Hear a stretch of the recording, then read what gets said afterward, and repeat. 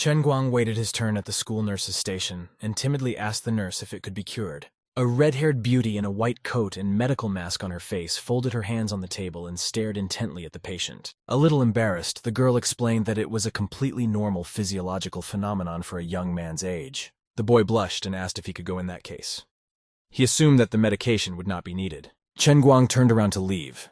The nurse got up from the table. She said that there was no need to take medicine, but it was something to keep an eye on. The girl slowly approached the patient. He stepped back a little fearfully and asked what exactly he had to watch out for. A little shyly, the nurse shifted the mask to her chin and bent down to the young man's ear. Her cheeks burned with red flame. The girl whispered that this had been going on for days, so he should stop watching certain things. Chen Guang felt excited. He bounced away from the nurse and promised to take better care of himself. The young man waved goodbye and thanked the girl. Even coming out of school, the kid couldn't figure out what was going on. He hadn't watched anything like that lately. Strange things have been happening to him for the last 5 days. Some female voice is talking to the young man in his dreams. It was because of this voice that Chen Guang had not slept well all these days and was tossing and turning from side to side. Moreover, the whole bed was wet because of his dreams. The next morning, the boy woke up and the first thing he did was look under the covers. He realized with horror that nothing had changed. It all started when one of the passengers forgot a mug in his car 5 days ago. The driver couldn't remember the guy's face. It was just an ordinary cheap metal mug with a picture of some ancient Chinese beauty. The girl was depicted with her dark hair fluttering as if performing some kind of dance. The young man angrily suggested that the ailment was due to the fact that he had kept the mug for himself. He even considered becoming a monk, but that would be ridiculous. Chen Guang walked to his luxurious 3-story house located in the shade of the trees. He remembered that the English exam was a month away. At that time, a new cell phone notification came in. Wen wondered where the boy had disappeared to. The young man only now remembered that he had promised the girl to come to the university library and study with her. Turning around in the other direction, Chen Guang ran as fast as he could so as not to make Wen wait for him for long. The library room was empty. There was no one at the tables or among the bookshelves. When he looked closer, he saw his classmate Wen in the far corner. She was looking at him thoughtfully with her clear blue eyes. After listening to the girl's proposal, Chen Guang blushed. He couldn't believe that she wasn't joking and was seriously offering a deal. The boy exclaimed that it was too much. After such an immodest proposal, his heart might not be able to take it. His interlocutor replied that things had gotten too serious. He has neglected his studies and spends his free time only on part-time cab work. The young man glanced at the girl's large breasts in embarrassment and said unabashedly that this was out of line. Wen couldn't take it anymore and slammed her hands on the table. She shouted at the boy and said she would fulfill her promise. Touching her chest, the girl reminded that Chen Guang could kiss her there if he could pass the 4th level of English. She smiled and said it was okay because they were friends, and friends sometimes have to make small sacrifices. The young man blushed like a boiled cancer. He realized that he would not be able to find peace of mind after such a promise. The boy stared once more at the impressive bust of his companion. It seemed unbelievable that he would see her without clothes. Suspecting foul play, Chen Guang frowned and wondered if his classmate was joking. It was like a cheap trick. The girl was a little embarrassed. She smiled affectionately and assured me that she was very serious. In fact, Van found something in the guy's laptop and decided to test what he could do. The young man didn't know it and almost danced with joy. The student unfolded his last paper. Out of 10 assignments, Chen Guang had not done a single one correctly. She stated that she was trying to motivate him. The young man thanked the girl profusely for her help in English. It was a bit strange, but it could work. After a short conversation, the guy started working hard and studying English textbooks. Wen sat beside him and watched. Near the end of the day, Chen Guang walked out of the library and heaved a sigh of relief. He got into his red car and drove home. The promise of the girl did not give rest, so the guy, even before going to bed, continued to study the notes and methodological materials. Late in the evening, the young man collapsed exhaustedly on his bed, closing his eyes. He had been very tired during the day. Suddenly, an interesting thought popped into his head. Chen Guang opened his eyes and began to dream that it would be nice to wake up knowing the language perfectly. The strange voice in his head made itself known again. The girl demanded blood in exchange for any skill, even English. The young man woke up in a sweat. He had a terrible dream. He shouted that he was not ready to pass the exam by paying with his life. The girl was annoyingly insistent. Chen Guang swiveled his head, trying to get rid of the voice in his head. He was fed up with it. The Chinese woman painted on the mug angrily demanded to hear her out to the end.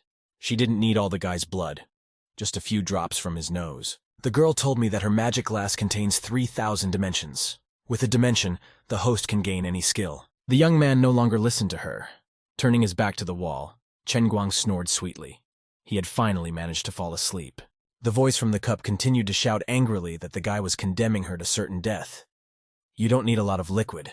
Just a few drops will do. The next morning, the young man immediately went to the university library to continue preparing for the exam. While writing out the rules in the textbook, Chen Guang recalled last night's nightmare. Some vampire woman had offered to teach him English. A glimpse of the girl's ample breasts made him blush, and he thought it was because of her. It was because of Wen that he couldn't sleep tonight. A classmate noticed his gaze and smiled bashfully. She asked where the boy had just been looking. The student, who had been caught hot on the trail, blushed even more and immediately turned away. Van watched him dreamily. She remembered an incident and wondered why the young man had come to her aid that day without hesitation. That memorable evening, the girl went to a computer club. She needed to find some information. When she was about to leave, she was obstructed by 2 ambulances, unencumbered by intelligence. Smiling lasciviously, they made an immodest proposal. Wen did not say a word.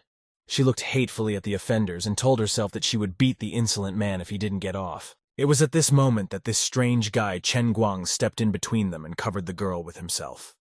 He demanded that the outrage stop. The guy looked at his rivals without a shadow of fear and demanded that they immediately stop harassing the student. He smiled at the big men and winked cheerfully at them.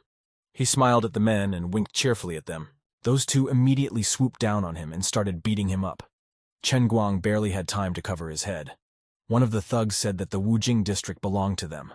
The girl couldn't take it anymore. The hatred in her eyes was enough for 10 people. Bravely, she lunged at the enemies and punched the nearest one in the jaw. Losing one of his teeth, the big man yelped in surprise. Like the wind, she swept between the insolent men and struck them blow after blow. The astonished men couldn't keep up with her movements. At this moment, Chen Guang finally managed to get up from the ground and pulled the girl's hand. He said that someone had called the police. They had better leave. At that moment, the beauty was so angry that she didn't know who was in her way. Her eyes were still shooting lightning bolts. Instantly reacting to the potential threat, Wen turned around and drove her fist into the young man's torso. He groaned in pain. The boy felt as if he were about to die from the intense pain. Images from his past flashed before his eyes. Losing consciousness, Chen Guang saw Wen at the last moment. She was almost crying as she realized her blunder. Because of her, an innocent person had suffered.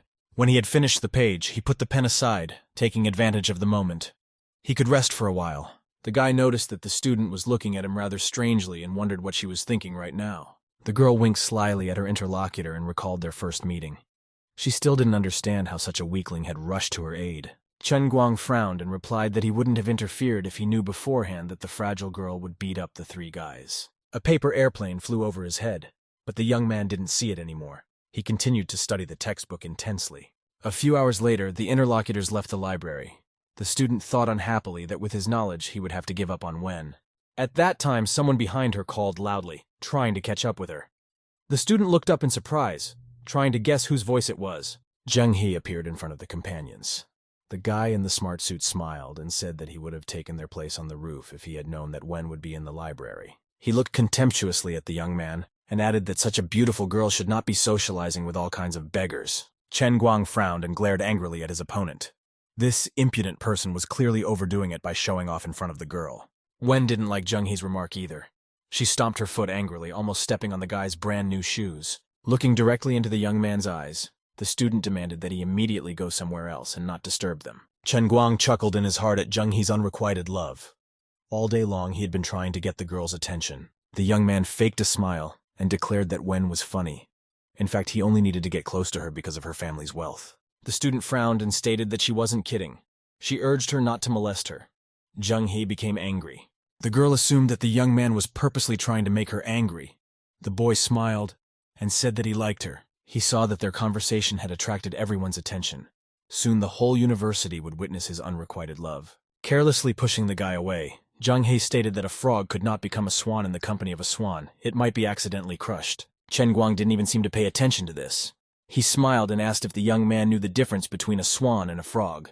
His interlocutor turned around and proudly exclaimed that they were only different in status. He wouldn't understand that. The guy laughed and pulled the girl with him.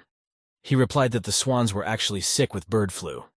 Since one was already infected, it was time for the other to leave. Van laughed and winked cheerfully at her companion.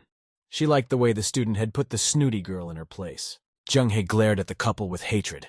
His eyes spewed lightning bolts. He swore that he would make them regret those words. After saying goodbye to the girl, Chen Guang engaged in private passenger transportation and arrived at the parking lot at the end of the day. Today his red VW was driving around town a lot, and there were plenty of people interested. The young man was very tired during the day. He leaned back in the driver's seat, staring thoughtfully ahead. Unwittingly, the boy's eyes stopped on the cup. Chen Guang frowned and began to stare at her intently. He remembered that his troubles had started the day his client had left her in the cab. The cup had a picture of a beautiful dancer on it. The quality of the drawing was too good for cheap Chinese tableware. The young man gingerly touched the image, afraid that the sensation was real.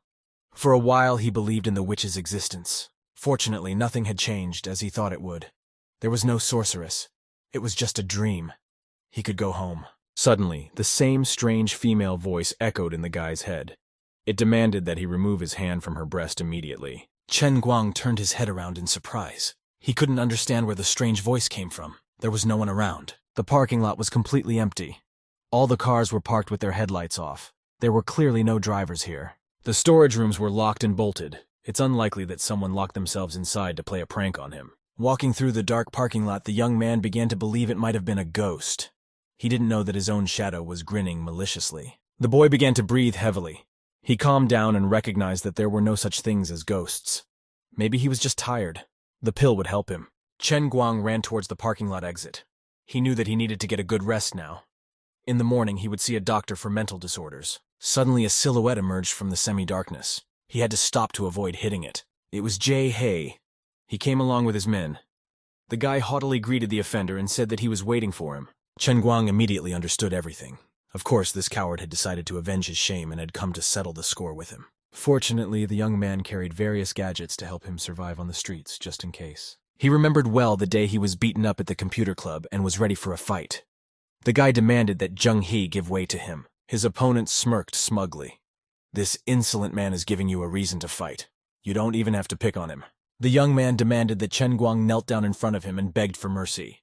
In that case, he would not cripple him severely. "Zheng!" He shouted that otherwise he wouldn't be very ceremonious and would make the guy disabled for life. The student didn't answer anything. His eyes blazed with hatred. The young man reached into his pocket and pulled out a telescopic baton. With a flick of his hand, the small handle transformed into a massive metal bat. Chen Guang now looked formidable. One of the opponents beaten in the club exclaimed worriedly that this guy had a club. They better back off. Zheng He shouted that the baton wouldn't save him. 6 people could definitely handle one. He would regret being born. The ringleader's words cheered up his gang. All 5 men ran toward the boy. He wouldn't be able to overpower them all. Chen Guang was alert and wasted no time. Without letting his opponents get close enough, he struck the one closest to him. The first blow came on the head of the very guy who was worried about the young man's possession of a baton. Blood spurted from the fighter's shattered temple. He grimaced unhappily, pressed his hand to his head, and shouted that he had been hit in the head. Blocking Chen Guang's blow, the second man put his arm out. The baton hit his hand. The man grimaced in hellish pain. The remaining 3 fighters took advantage of the young man's confusion and decided to capture him while he was busy. One of the men put his arm firmly around his shoulder. The second one immediately punched the guy in the face, and the third one gave him a strong blow in the stomach. Chen Guang was already barely on his feet. His white t-shirt was stained with blood. A trickle of salty red liquid flowed from his mouth. The t-shirted bastard had woken up by now and pushed his brother aside. He vowed to break the boy's bones. The man approached his assailant and swung a piece of pipe at him. He was determined to avenge that blow. Without a second's hesitation, the enraged guy began lowering the heavy pipe cutter onto his victim's head. The lethal weapon flying with a whistle reflected in the student's eyes. The young man realized that he had one last chance. He dodged at the last moment and set the metal cup under the pipe's impact, crouching on the floor along with it. At the same second, Chen Guang angrily struck his opponent's stomach with his telescopic baton. Crouching in pain, the bulky man let go of the pipe. The big guy grabbed his side and screamed in a voice that wasn't his own that the guy had broken his rib. At that moment, he was kicked in the face. The body of the lying Ambo was trembling. Chen Guang put his baton to his head and demanded that everyone leave the building or else someone would have to die. The 4 fighters watched the boy warily. Their faces turned white with terror. It was obvious that this guy wasn't going to joke around. Zheng He realized where this was going and rushed to run. He shouted that he wouldn't be intimidated so easily. Next time it would be different. The young man got angry and threatened his opponent with a club. He warned him that if he said one more word, he would be crippled. The leader ran as fast as he could and shouted as he went that they were leaving. The other 4 ran as fast as they could. Chen Guang turned away contemptuously. These 6 guys can't even fight properly. They only look like cocky roosters. Despite his victory, the boy himself was barely on his feet. The blood from his shattered lip continued to drip onto the floor. The young man was absent-mindedly twirling the cup in his hands at this time. The drops fell alternately on the cup with the girl's picture on it and on the floor. Finally, one drop fell directly on the Chinese woman's face. A red glow appeared around the cup. The cup itself glowed as brightly as if there were several light bulbs inside. Embarrassed with pleasure, the girl exclaimed that her patience had paid off. She had waited too long as it was. Finally, the blood spilled out. Chen Guang didn't notice any of this. He was busy thinking about the recent battle and holding the valuable artifact by the handle. The young man swore to himself that next time he would definitely beat Zheng He to a pulp if he dared to cling to him. The boy examined his cup carefully. He was glad he had found such a sturdy thing. It hadn't even cracked after being hit with the pipe. This late in the evening, almost no one was sleeping in the dormitory. There were voices coming from the room where the young man lived. The guy's roommate Bai Fan created a server for the game and impatiently asked who would play with him. Xiong Jingke exclaimed that he would enter the game in just 1 minute. Need to finish preparing the character. Lin Jingwei, wearing a tracksuit, sat silently at his computer. He was still pondering over Bai Fan's proposal. At this moment, the door opened. Chen Guang appeared on the threshold. Xiong Jingke asked where the guy had been all this time. The young man stripped off his clothes and tossed them carelessly into a far corner. Tomorrow he would figure out what to do with it next. The guy picked up his other clothes and noisily placed the metal cup on the bedside table. He went to sleep and buried his face in his pillow. Even through his sleep, Chen Guang admitted that he had been working all day and was very tired. To everyone's dissatisfaction, the dormitory administration had de-energized all the rooms. They had to go to bed as well. The morning came. All the students had scattered in different directions, and no one prevented the young man from sleeping peacefully. The cup with the picture of the Chinese woman continued to stand on his nightstand. Everything was going on as usual. Suddenly, a white glow appeared around the cup. It slowly enveloped everything around it, including the boy and his bed. Someone's hand lightly flicked the student's nose and suggested that he wake up. Chen Guang grudgingly waved away. He wanted to sleep. The cup girl went to radical measures and pulled the guy's ear. He shouted that they didn't let him sleep properly. His conscience was ruined. The boy realized that sleep would not be allowed anymore. He sat up on the bed, wiping his eyes with his fists after sleeping. The young man assumed it was his roommate Jing Kei's pranks. Suddenly, Chen Guang found himself sitting on some mirrored surface in the sky. He couldn't understand what was happening. The girl said that the young man is looking in the wrong place. The Lord is right behind him. The boy turned around perplexed. He was curious to know what kind of place this was and who was called the Overlord. Chen Guang couldn't believe his eyes. He was willing to bet that there was no such thing, but the coincidence was too obvious. Right in front of him stood the very same girl who was pictured on the teacup. Moreover, she was dressed the same way. The Lord of 3,000 Dimensions did not like that the young man was staring at her so intently and threatened to gouge out his eyes. Chen Guang slapped himself on the back of his head, checking if he was awake. He shouted that he didn't understand anything. He didn't owe money to anyone if it was stolen by bandits. The girl convincingly tapped the young man on the back of the head. The boy immediately shut up in surprise. When he saw the seductive clothes of his interlocutor, he was embarrassed. The blood from his nose flowed in streams. The transparent-clothed lordess frowned at the student and stated that she didn't spend a lot of effort to be called a thief. Chen Guang couldn't adequately converse with the girl right now. He looked at her with greedy eyes, smugly scratching his belly. The warrior was angry. The fingers of her right hand clenched into a fist. She couldn't hold back any longer. The young man belatedly shouted for her to stop. No need to hit him. At the same instant, he felt a hard blow on his left cheek. After pinning the guy's arm behind his back, the lordess told him that they were now inside a magic glass. Chen Guang almost cried out in pain and said that she was just sick. The girl demanded that the guy stop being rude to her and continued to throw punches. The young man barely had time to cover himself from them. It turned out that the sacred glass recognized his blood. Now the guy must pass the test of 3,000 dimensions and help the Lord to return to her body. Suddenly, Chen Guang felt an incredible lightness in his body. His feet lifted off the ground. He slowly began to rise into the sky. The young man clearly felt that his body was being sucked into itself by some kind of vortex. The girl shouted that he would be able to come back if he could hold out for 6 months. For a while, the guy flew in the void with his eyes closed and didn't react to anything. He didn't even want to think. When he dared to open one eye, he almost died of fear. He really didn't like what was happening downstairs. The shining blade of a sharp blade whistled right in front of his face. Chen Guang shrieked. He had never been so close to death before. In the same second, his head and neck were separated. He could have sworn he remembered every moment of his death. Strangely enough, it turned out that the young man was still alive. He looked down in fear at all those crazy people running around with swords.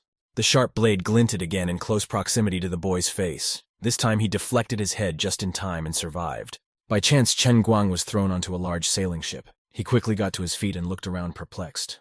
It looked like he had come back from the dead. The men around him were fighting with swords and sabers. He himself was pinned to the side by a man with a long blade. The young man did not understand what was happening.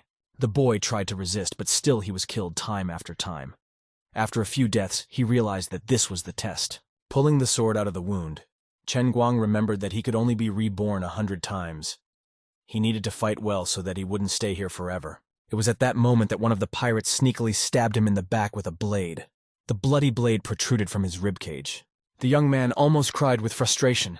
He had been so excited to get out and deal with the goddess, but now he had to start all over again. Barely resurrected, the guy grabbed his sword and rushed forward, dodging the enemy's attack. At least at the first stage, he managed to survive. Now the forces were evenly matched. 3 men in orange headscarves took up a circular defense near the mast. There were 3 attackers, too. The fight ended rather quickly. Chen Guang and his comrades went down to the dining hall. The young man took his friend some beer and a couple pieces of meat. At one of the tables, he overheard a conversation about a giant hand the size of the sea from the legend. The sea itself was against an invisible wall. The boy thought for a moment. He had a strange feeling that he knew exactly what he was talking about, even though he had never heard of the legend before. Suddenly, Chen Guang realized everything. The invisible wall meant the walls of the cup, and the huge hand belonged to himself. In a strange way, the boy found himself back aboard the ship. He turned his head grudgingly, watching the battle between ally and pirate. Turning around to face one of the enemies, Chen Guang straightened his leg and kicked the blonde-haired man in the chest. The pirate began to lose his balance. The young man took advantage of this and chopped off his opponent's head in a leap while looking out for enemies. Crossing his blade with another pirate, the boy cursed the mug, the goddess, and the pirates themselves. He swore to himself to get out of here. When it was over, Chen Guang changed into light-colored clothes and a red cloak. The girl at the helm introduced him as the new deputy captain of the ship. One of the fighters said enviously that the young man had managed to achieve such a status in only 6 months. His partner reminded him that he was a master fighter. Chen Guang remembered that all these half a year he had started over every time. 20 battles had made him a master. Looking up at the sky, the young man breathed a sigh of relief. Today was his last day.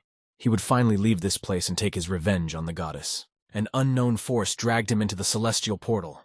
As he climbed higher and higher, he wished good luck to his allies on the ship. Beauty Wen worriedly watched the boy who had been studying too hard for the exam and was now sleeping right at the table. He came up so fast that the girl didn't have time to react. The young man with his head hit her right in the forehead. The student cried out indignantly. She told Chen Guang that he slept under the table all night.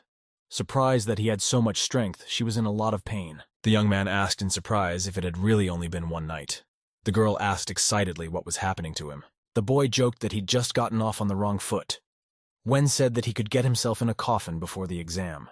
She offered to get something to eat. Chen Guang willingly agreed. He didn't mind having a snack. After waving goodbye to her friend, the girl left the room. Once the young man was left to himself, he strode across the room and was surprised to realize that his body retained the strength and skills he had acquired on the ship. Chen Guang sat at the table and looked at the cup with the image of the goddess with hatred. She was the reason for all the trouble. The girl winked slyly and asked how he liked the challenge. She explained that the battle at sea was not considered difficult. The young man tossed the cup into the air with anger and shouted that he had been dragged into this strange world without asking his wish. The lordess closed her eyes and replied that there was nothing she could do. The boy was already on the ship. There was no way to get off it. Chen Guang got even more angry and grabbed the cup. He squealed that he wasn't going to participate in this anymore. It wasn't interesting. The goddess explained that the young man became the lord of the magic goblet as soon as he spilled his blood on it. If he refused, he would be killed. It would count as a failure. The lord smiled and suggested that he look at it differently. Having barely started participating, he had already gained some benefits. Chen Guang reluctantly agreed, but set his own condition. Every time after the trial, he would need some time to recover. Today, the young man decided to take a break from studying for the exam.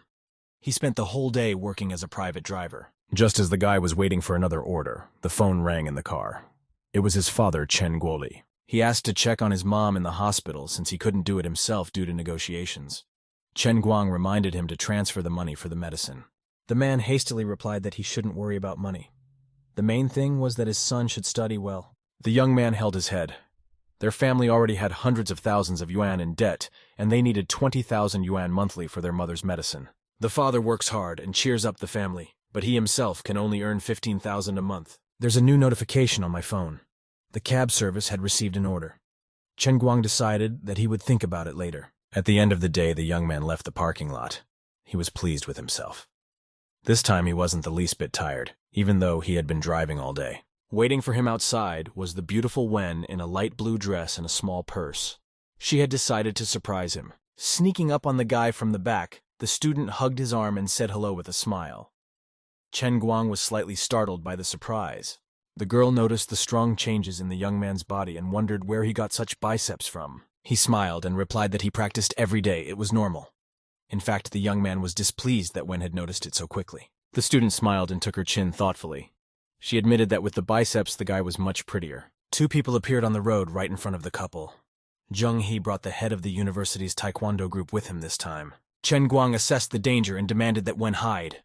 The girl instantly took cover behind a pillar nearby. Fatty Jin in a combat kimono exclaimed that the baton wouldn't help this time. He would break the guy's bones. Zhang. He couldn't wait to see the shameful defeat of his opponent. He shouted that there was no need to chat with this type. Beating him was enough. The martial artist leaped forward, at the same time straightening his leg for a powerful kick. The young man subtly took a step to the side. At the moment of impact, he blocked his opponent's leg and grabbed it. Jin couldn't believe the brat was able to resist. Chen Guang toppled the fatty to the ground and angrily promised that he would massacre him now. He shouldn't have attacked. Jin didn't make it to the ground. Holding him by the scruff of the neck, the young man kicked his opponent in the back with hatred. Van peered carefully out from behind cover. She was ready to help if needed. The girl couldn't believe that it was really Chen Guang. The guy kept beating the fat man as if he were an inexperienced fighter. Jin couldn't keep up with his blows. After playing with the head of the section to his heart's content, the young man kicked him in the stomach with all his might.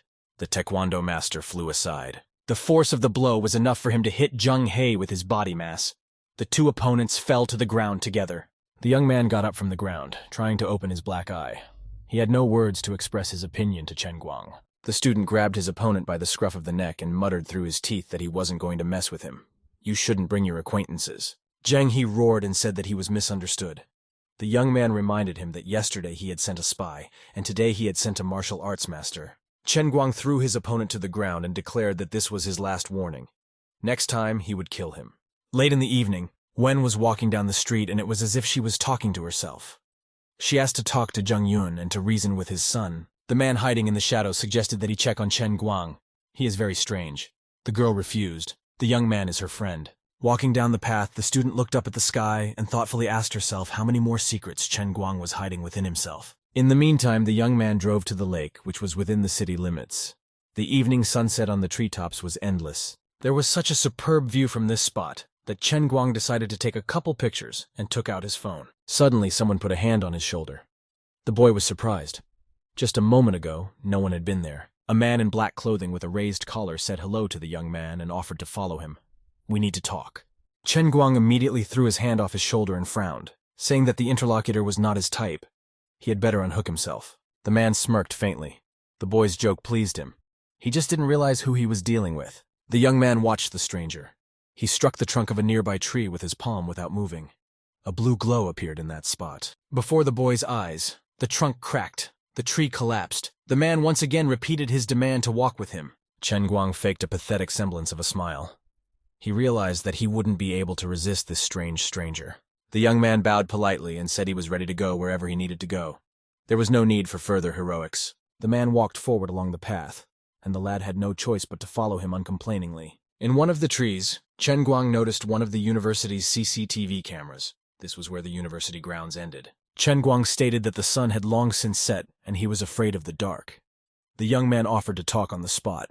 He actually had his own considerations. They had passed the last video camera, and it was dangerous to go any further. The stranger smirked and declared that he was just a brat. The man curled his fingers into a fist and concentrated the power in his hand. Quickly turning to the guy, he crouched down and punched his companion in the stomach with his fist, testing his fighting skills. From the sudden impact, Chen Guang flew several meters away and hit his back into a tree several meters high. The tree staggered, but stood. The young man landed close to the roots, ricocheting off the trunk. A massive dent was left on the bark of the tree. Chen Guang felt a strong numbness in his arm. This type was clearly not easy. The stranger approached the guy and wondered why he didn't use his inner strength. Energy was still flowing from his fist. The young man asked in surprise what other inner strength was. They live in the modern world, not in medieval China. The stranger seemed disappointed. He looked intently at the boy and realized that he wasn't pretending. He really didn't know anything. Suddenly, the man's cell phone rang in his back pocket. The display showed Van's number. He reached for the phone. The stranger immediately guessed who was calling him. He suspected that the girl knew where they were and said goodbye to the guy. Before the young man's eyes, the man simply vanished into thin air. Chen Guang fell on his heels in surprise and crawled back to the tree. He couldn't understand how the strange type managed to do it. The boy suspected that he had used inner strength. The young man ran down the road, hoping to catch up with the stranger, and asked him to wait for him. He would like to become an apprentice. At this time, the man glumly watched the student from behind the tree. He remembered that even Wen didn't want to teach him. But Chen Guang really wasn't easy. Without knowing about his inner strength, he was able to survive his blow. Besides, his arm still hurt. That evening, the young man drove Van and her friend to the bridge, as they had requested. The girl thanked him for the ride. She looked in the driver's window and said she had a shoot today. If you're interested, you can come in and watch. The boy smiled and declined, covering his eyes. Unfortunately, he was very busy tonight and would not be able to attend. Suddenly, a strong flash illuminated the surroundings. A great rumble came from the side of the bridge. The blast wave blew Wen's hair apart. A white glow appeared in the distance. It was getting closer and closer. The windows of the nearby houses lit up one after another, and everyone was surprised. Chen Guang unbuckled his seatbelt and pushed the door open. He decided to go and see what happened. As soon as he jumped out of the car, the guy ran as fast as he could.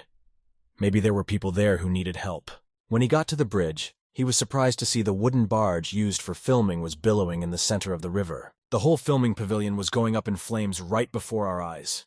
Burning boards were flying onto the deck. They were not dumped into the water in time.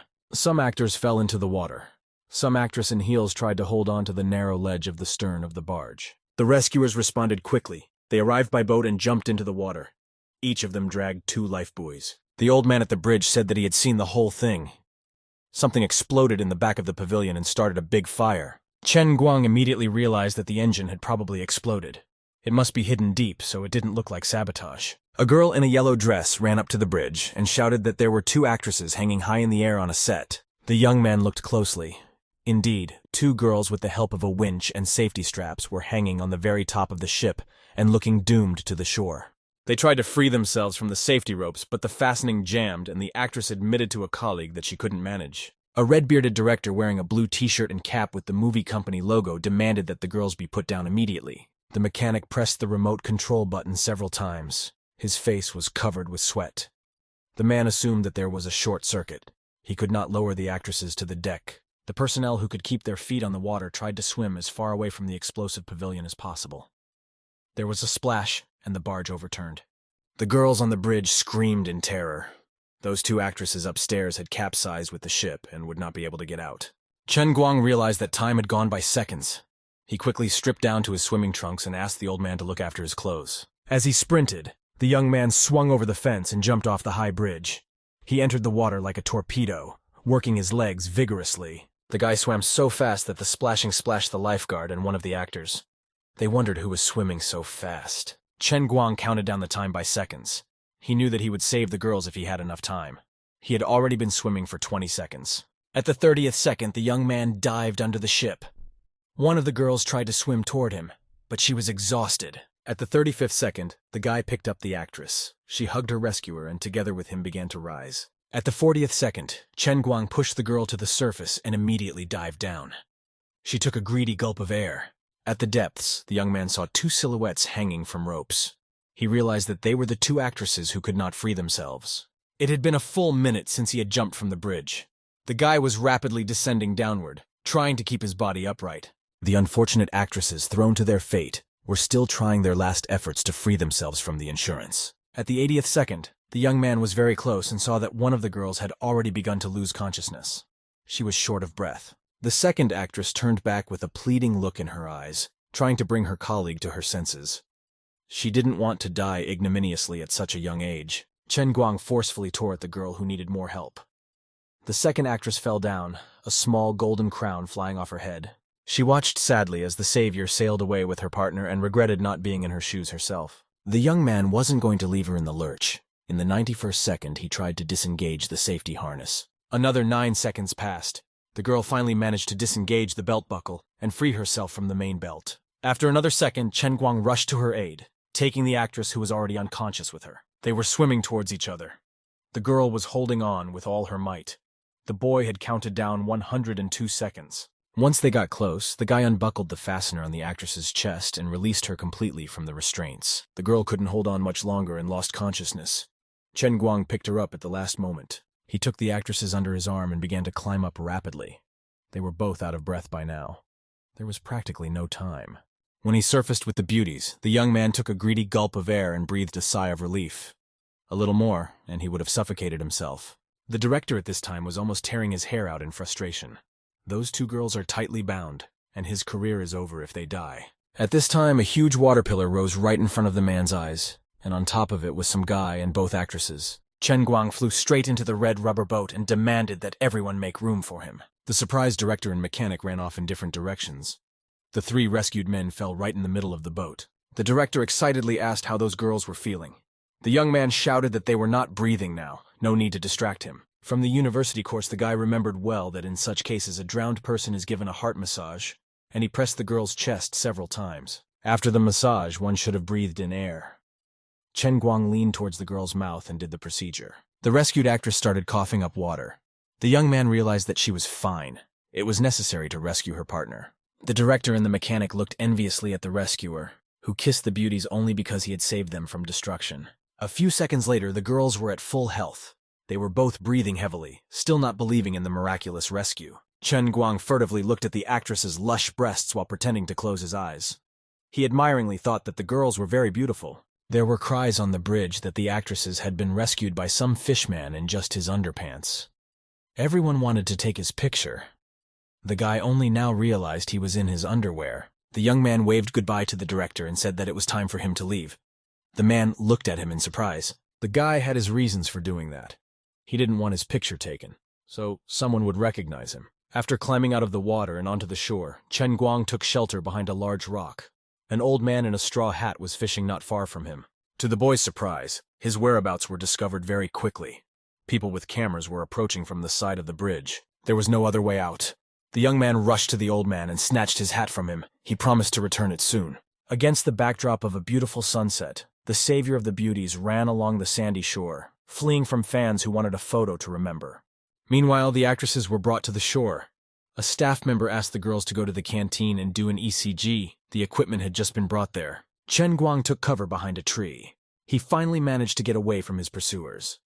Unfortunately, the young man did not see that the movie studio employees were coming straight towards him. The director recognized him immediately and made a sign to stay put. He wanted at least to know the name of the man who had saved his career. The boy froze in horror. This was the end. There was nowhere else to hide. The fans were looking for him behind the bushes. The actresses were ahead of him. One of the girls stared in amazement at her savior standing there in just her underwear. The second actress had her hands covering her eyes. The mechanic was the first to realize what needed to be done, and handed the young man a large yellow towel to keep him from embarrassing the staff. Chen Guang quickly turned around and thanked the man. The girl continued to stare at her savior with confusion. Immodest thoughts were floating around in her head.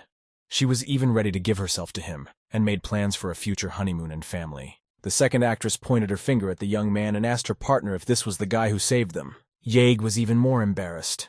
Twisting her hair around her finger, she replied that it was indeed him. The actress worriedly touched the forehead of her interlocutor. She noticed that the girl was blushing. Yeg guffawed that she was fine, but it wouldn't hurt to get checked out at the hospital. The actress checked her forehead just in case. After the examination, she would have to approach the rescuer to thank him personally. Yeg blushed even more. In order not to give herself away, she had to lower her eyes down. Meanwhile, the mechanic had brought Chen Guang a knight's golden suit glistening in the sun. The young man was greatly indignant. This suit is very expensive. He'd rather wear plain clothes. The mechanic laughed and said there was only knight's armor available now. Better take the one they give you. The man asked to have lunch with him. In his mind, he begged the guy to seize the moment and make acquaintances. Chen Guang grabbed his armor and refused to eat the meal. His cab could have been evacuated, and then there would be no work. The mechanic demanded a stop and pulled out a large bag of bank-wrapped money. Pulling out a thick wad of $100 bills, the man silently held it out to the rescuer. Chen Guang rejoiced at the sight of money, but replied that it was unseemly to take money for help. The mechanic smiled and said the guy deserved the money and could take it without even thinking twice. The young man snatched the wad of money from his hands with lightning speed. He told himself that in their time, money was not to be refused. The guy thanked the man and said goodbye. He has to go, something might happen to the car. Running out of the room, Chen Guang had already bumped into the director at the door. The speed was too great, and as a result, the two men collided forehead to forehead. After the painful blow, the director, who was coming in the door, cried out indignantly. Chen Guang politely apologized. The man appreciated his spectacular appearance in his armor. He offered to star in a movie. The young man replied that he had never studied to be an actor. The director put his hand on his shoulder and exclaimed that there was nothing wrong with it. He would not be taken on the main role right away. Chen Guang asked if aspiring actors were paid a lot, but immediately realized that it wasn't very polite. The director said he was willing to pay 100,000 if the guy lasted 30 seconds in the frame. The young man was simply amazed by such a generous offer. For 100,000, he could pay for 5 months of medicine. Chen Guang accepted the offer. 30 seconds meant nothing. He had been portraying a pirate for 20 years. Dong Xiaogong said that in a couple days, filming will start. He will definitely cast the guy then. The actresses had already changed their clothes, but they came too late. Yag asked how the director could let that young man go. The second girl said they wanted to thank the rescuer and had even prepared money, but now it was all gone. Dong Xiaogong winked slyly. He revealed that in a couple of days the young man would come to the shoot. It was a decent distance from the movie studio to the bridge where the cab stayed. Chen Guang didn't get there until the evening. While running across the bridge, he saw a white car. 2 men were standing beside it. Running closer, Chen Guang realized with horror that one of them was a traffic police inspector. He got very agitated and started making excuses that he was just saving people, so he left the car. The inspector recognized the guy and shook his hand. He stated that he would not take points off his driver's license today. Random passers-by began taking pictures of the young man and admiring him. He became very famous. Meanwhile, the actresses were at their luxury suite in a high-rise in the city. Jade settled down on the big green sofa. She was absorbed in her thoughts and gazed at the hat with loving eyes. Yue walked into the room after her shower, wiping her head with a towel. She wondered what was so special about the hat. The girl pressed her hat to her lips in embarrassment and quietly replied that it was that guy's thing. Yue laughed and jumped on her back. She said that Yag had finally grown up and fallen in love. The phone with the demon head-shaped keychain that lay on the table vibrated and interrupted the conversation. The news spread very quickly. In the dormitory, the boys read the news about the brave coward. People in the subway read the news about the fishman. Someone assumed it was a cab driver. In one photo, Chen Guang was photographed from behind. He was running along the beach in his underwear and hat. One headline stated that a true hero is not afraid of humiliation when people's lives are at stake. Bai Fan showed the group headman a couple of photos and mocked the lifeguard. The girl said she didn't have time. She had to make an announcement. Chen Guang heard the conversation and pushed the guy away to change the topic. He asked what the announcement was about. A classmate turned around and angrily shouted to the young man why he was allowing himself to do such a thing. Suddenly it hit him. That guy on the news could very likely be Chen Guang. Bai Fan exclaimed that he remembered everything. He had seen the young man wearing the exact same underwear as in the photo. He ran up to Chen Guang and asked if he was on the news. The guy asked him to stop talking nonsense. Bai Fang showed the photo to the headman and asked if she believed him. The girl replied that she believed him. Pan Jiang said that that hero on the seabed would reach on foot faster than Guan could swim. Bai Fang stood up for his comrade. The boys clashed and were ready to start a fight. Xiang Jingke flew into the classroom, rolling up his sleeves as he went. He recognized that his classmate was in trouble again. Chen Guang put his arm around his friend's shoulders and asked them to calm down. If there was another reprimand, Xiang would be expelled from the university. Jingke could barely contain himself. The young man whispered in his ear that the type should be summoned to a place where there were no cameras. At that time, the headman came running in. She asked that the last year be spent peacefully and without fighting. At this time, the girl placed her palm on Chen Guang's shoulder. Her hand slipped and her shirt ripped, exposing her muscles. When all the classmates saw this, they couldn't believe that the young man had such a developed body. The headman roared and promised to buy a new shirt. The boy replied that he didn't like it anyway. A student came to the middle of the classroom and announced that a girl would be replacing a professor who had fallen ill today. She was immediately bombarded with questions. Everyone wanted to know if the girl was beautiful and if she had a boyfriend. The head teacher said that we should support Zhou's new teacher. The group should participate in the Olympiad. The students shouted that they wouldn't take part. Pan Zhang is already on the basketball team. The door to the auditorium slowly opened. A girl in red high-heeled shoes appeared on the threshold. The white jacket over the red dress was a little tight on the teacher and did not fit the girl's chest. Stopping on the threshold, Zhou crossed her legs coquettishly and asked if the right group was here. The green-eyed teacher walked into the auditorium and waved hello, greeting the group. All the boys immediately fell in love with her. They could not believe that the girl would really teach them. They shouted with glee that they would participate in all the Olympiads and take all the awards. Sun boasted that he was the runner-up last year. He will bring the group to victory. Jo smiled and thanked for the support. She asked for everyone who wanted to sign up to sign up. The headmistress warned that only one person could sign up for each sport. A quarrel for seats immediately started near the table. Chen Guang cheerfully said that everyone had just been against the Olympics, and now they were fighting over a girl for a spot. For Bai Fan, this was the last straw.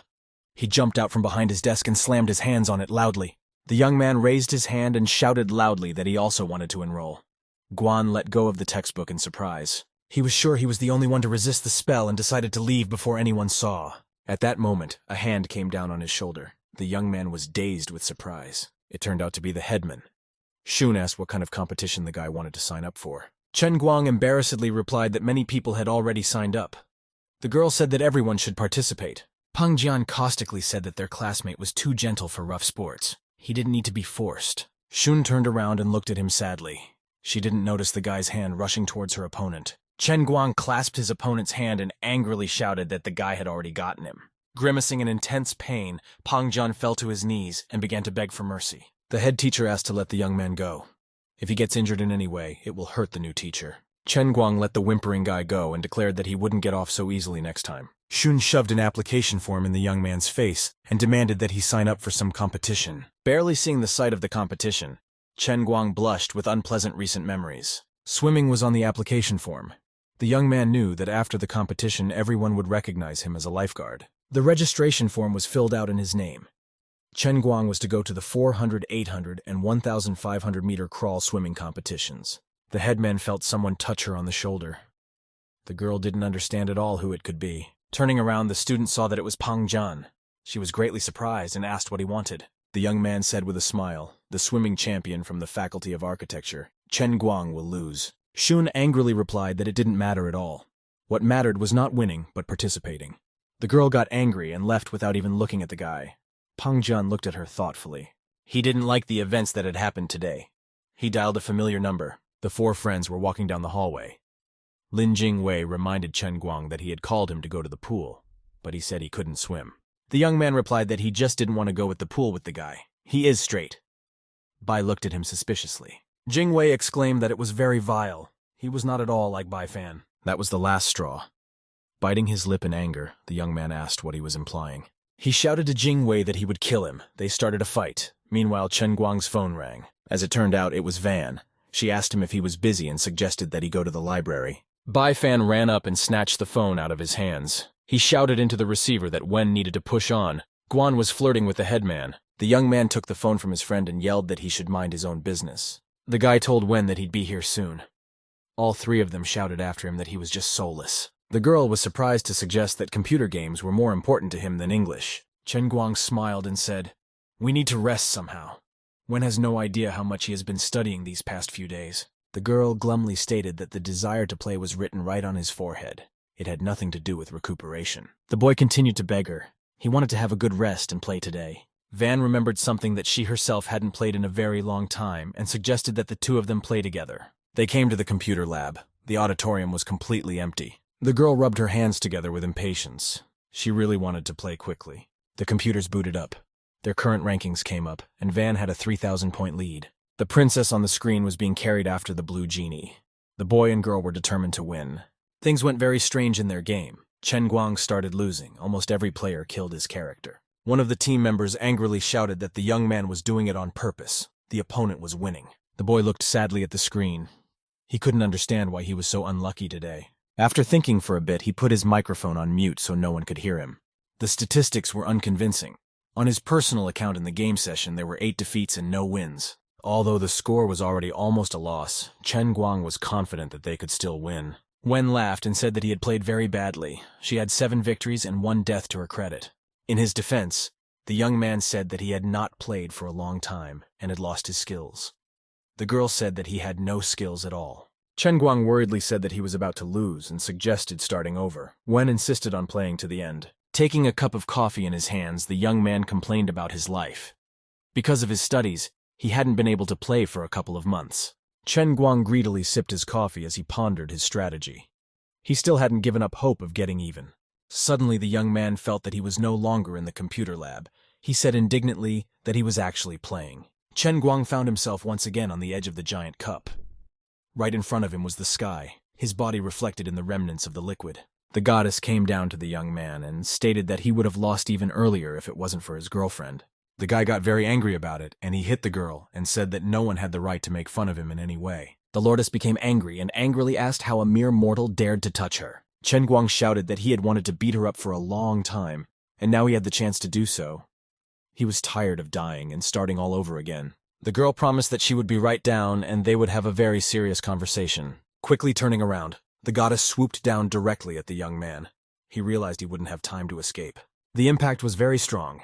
For a few minutes, everything was in a cloud of dust, from which a guy came screaming out. When the dust cleared, Chen Guang saw that the Chinese woman was lying without signs of life. He looked closely at the girl, but she didn't even move. The young man couldn't understand why she wouldn't get up. The guy shouted fearfully that the lordess can't die so easily. She's a goddess. Chen Guang quickly leaned over and put 2 fingers under the girl's nose, checking her breathing.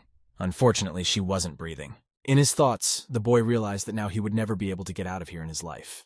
The Lord is angry. He dare not think of himself when she was at death's door. At the same second, the young man felt a strong blow to his face. It was a manifestation of divine power. The guy was thrown back. He was in a lot of pain. The goddess continued to curse him. After the strong blow, Chen Guang inertia did a few somersaults backwards, his legs wrapped behind his head. The lordess couldn't get enough of everything. She would have gladly strangled the guy, but then she'd be in the glass forever. She said that the young man was lucky. In the past, she would have killed him and 100,000 other spirits for such a thing.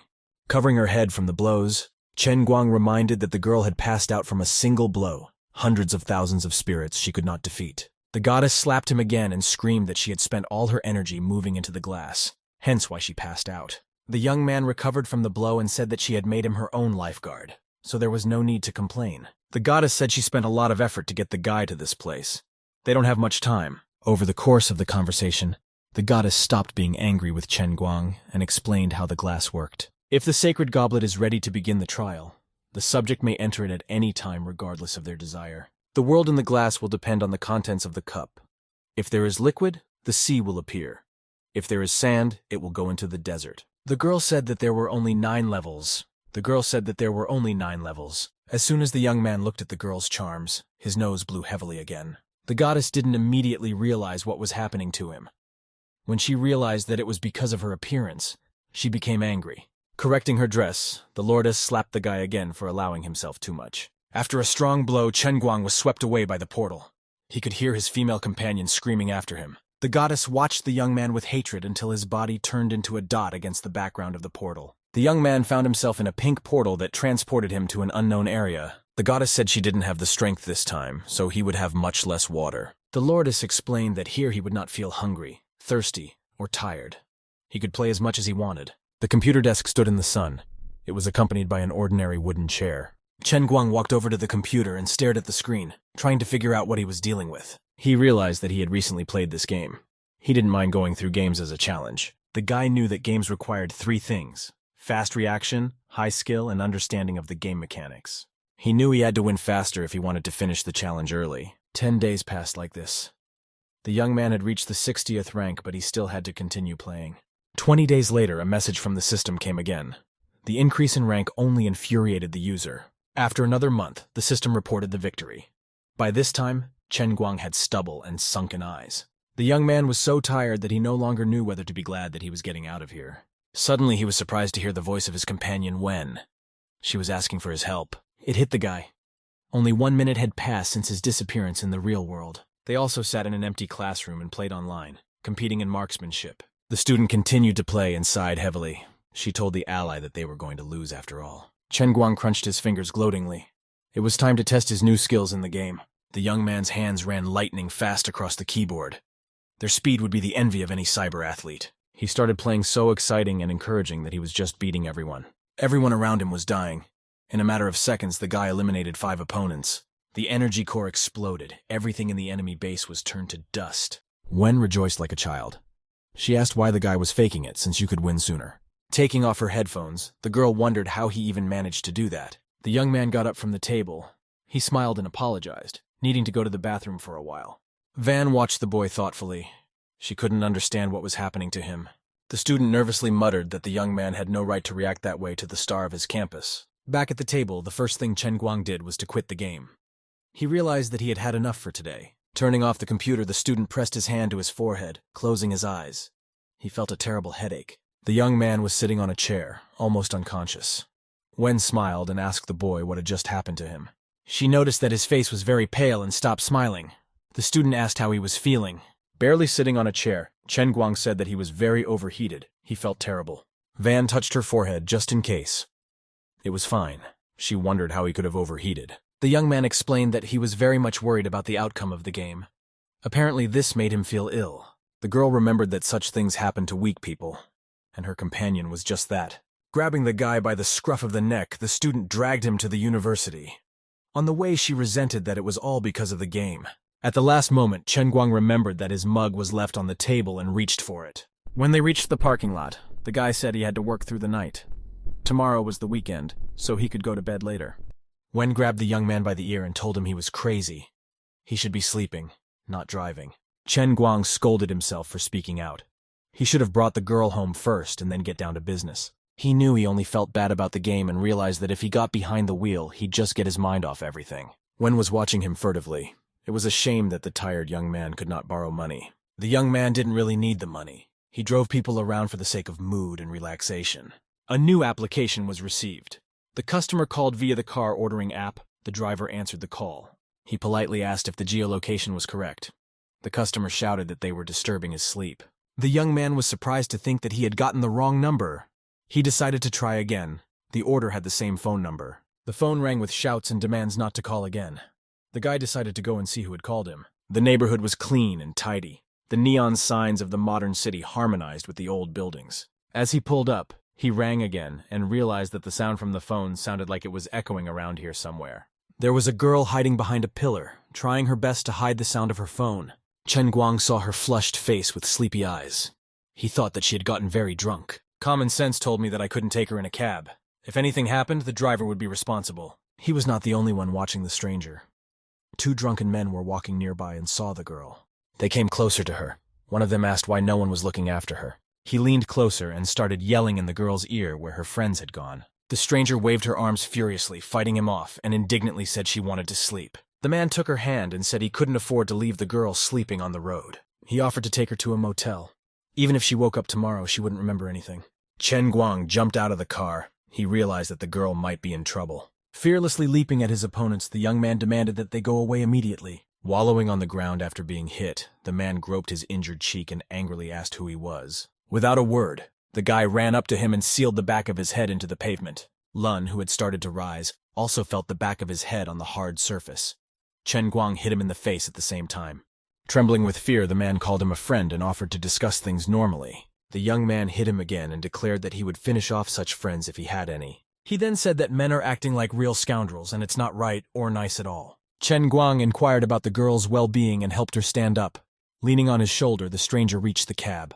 The guy decided to break the principles and take the girl after all. Here she will definitely be lost. 2 battered friends said he tricked them and just wanted to take the girl for himself.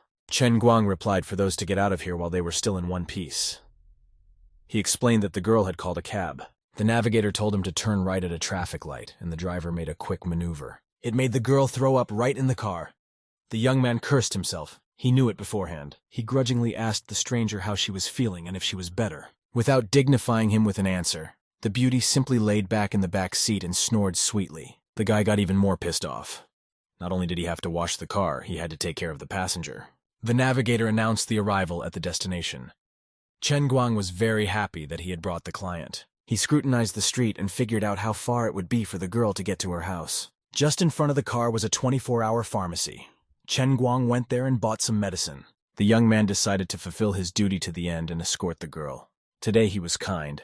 A girl asked why the guy was looking at her with disdain. The guy replied that she had thrown up in his car. Chen Guang put the water bottle to her mouth. The girl greedily gulped it down. The young man asked for some medicine for nausea. The guy said she was very lucky to have met just such a wonderful man like him. After getting out of the car, Chen Guang sneezed.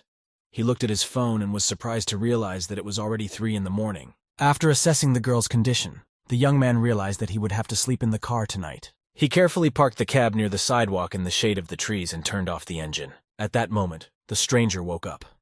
The screams coming from the car almost made a passerby's heart stop. Not understanding the situation, she started yelling and attacking the guy, accusing him of attempted assault. Trying to fight back, Chen Guang wailed that she had lost her mind altogether.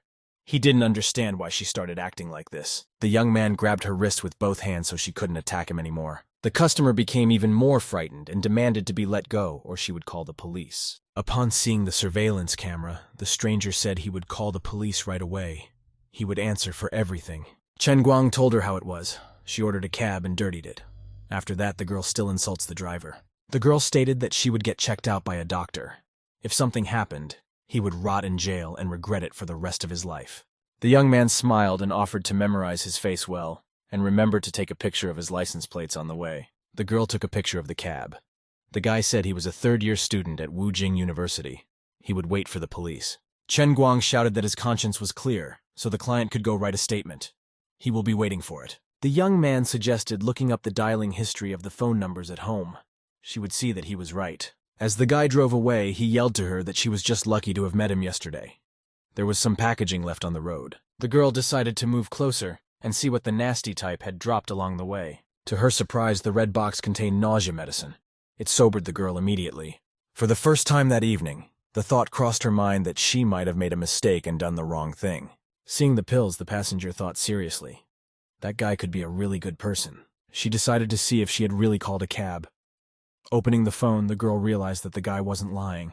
After comparing the numbers on the photo and on the cab she had called, she was finally convinced that she had offended an innocent man. The client almost burned with shame. The young man was indeed a cab driver, and she had attacked him with accusations. She didn't know what to do now.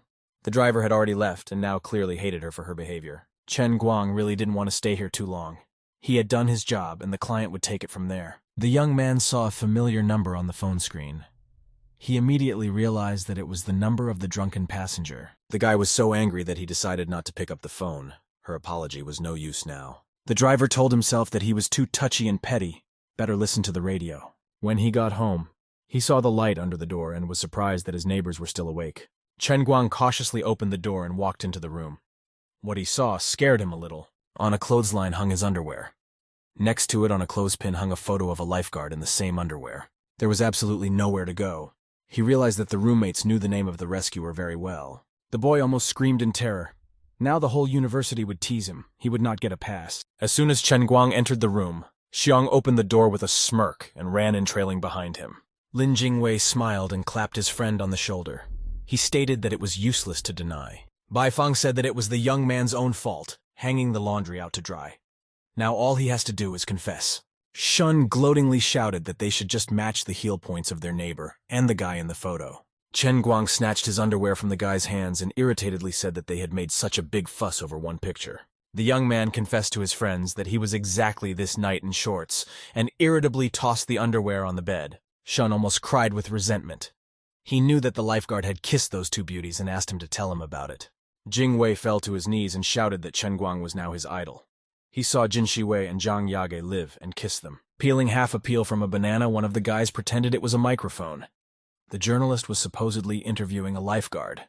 The guy bit off a banana that was instead of a microphone and demanded that the neighbors settle down at last. At this point, someone in the hallway was banging on the door and yelling that it was nighttime. They were disturbing people's sleep.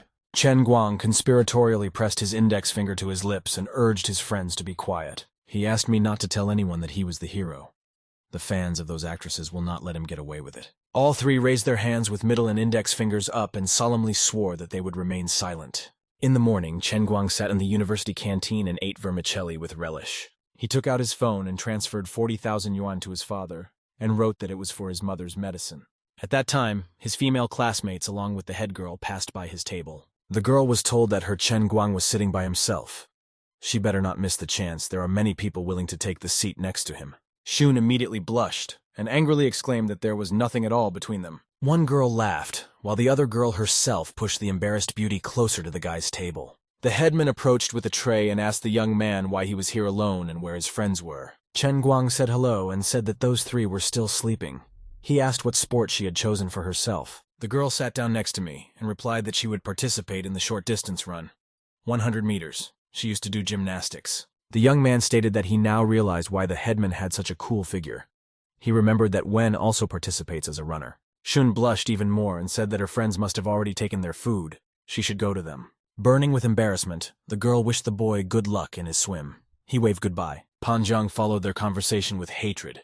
He called Dong and asked about the participants of the crawl swimming competition. The subscriber promised that their varsity team would take all 3 prizes and reminded them to pay up. At the opening of the Olympics, the steward asked for a round of applause for students who participate as a whole group. Chen Guang hid behind a column. The headmistress and her friends started to look at him very carefully. The girlfriends actually sat on the benches and worried about the young man's performance. Pan Jiang told the headman that their group's basketball team had just won. It would be good to congratulate them. When Chen Guang saw Pan Jian, he wondered why that type had even come to the pool. Seeing the unfriendly look, the basketball player quickly looked away, pretending not to see him. One by one, the swimmers came out of the service room. One of them looked at the young man suspiciously. Chen Guang felt someone looking at him and faintly turned his head. At that moment, a voice from the loudspeaker sounded and demanded that we take our starting positions. The headman said that she understood why Pang Jian had bet on Guang losing. He had bet the best swimmers against him. The guy said he had nothing to do with it. The distribution of groups is decided by lot. It's just a coincidence. Shun's neighbor hugged her arm. The girl said that Chen Guang has a muscular body. He should win. The young man listened to his girlfriends glumly. He thought gloatingly that now their precious Guan would lose the swim. Everyone was already standing at the starting line, warming up for the big event. The coach asked Dong Tao to explain why their team was sailing on the same day. Chen Guang looked around with interest. The young man replied with a smile that this was the way the lot fell. They promised not to dishonor the honor of the university's varsity team.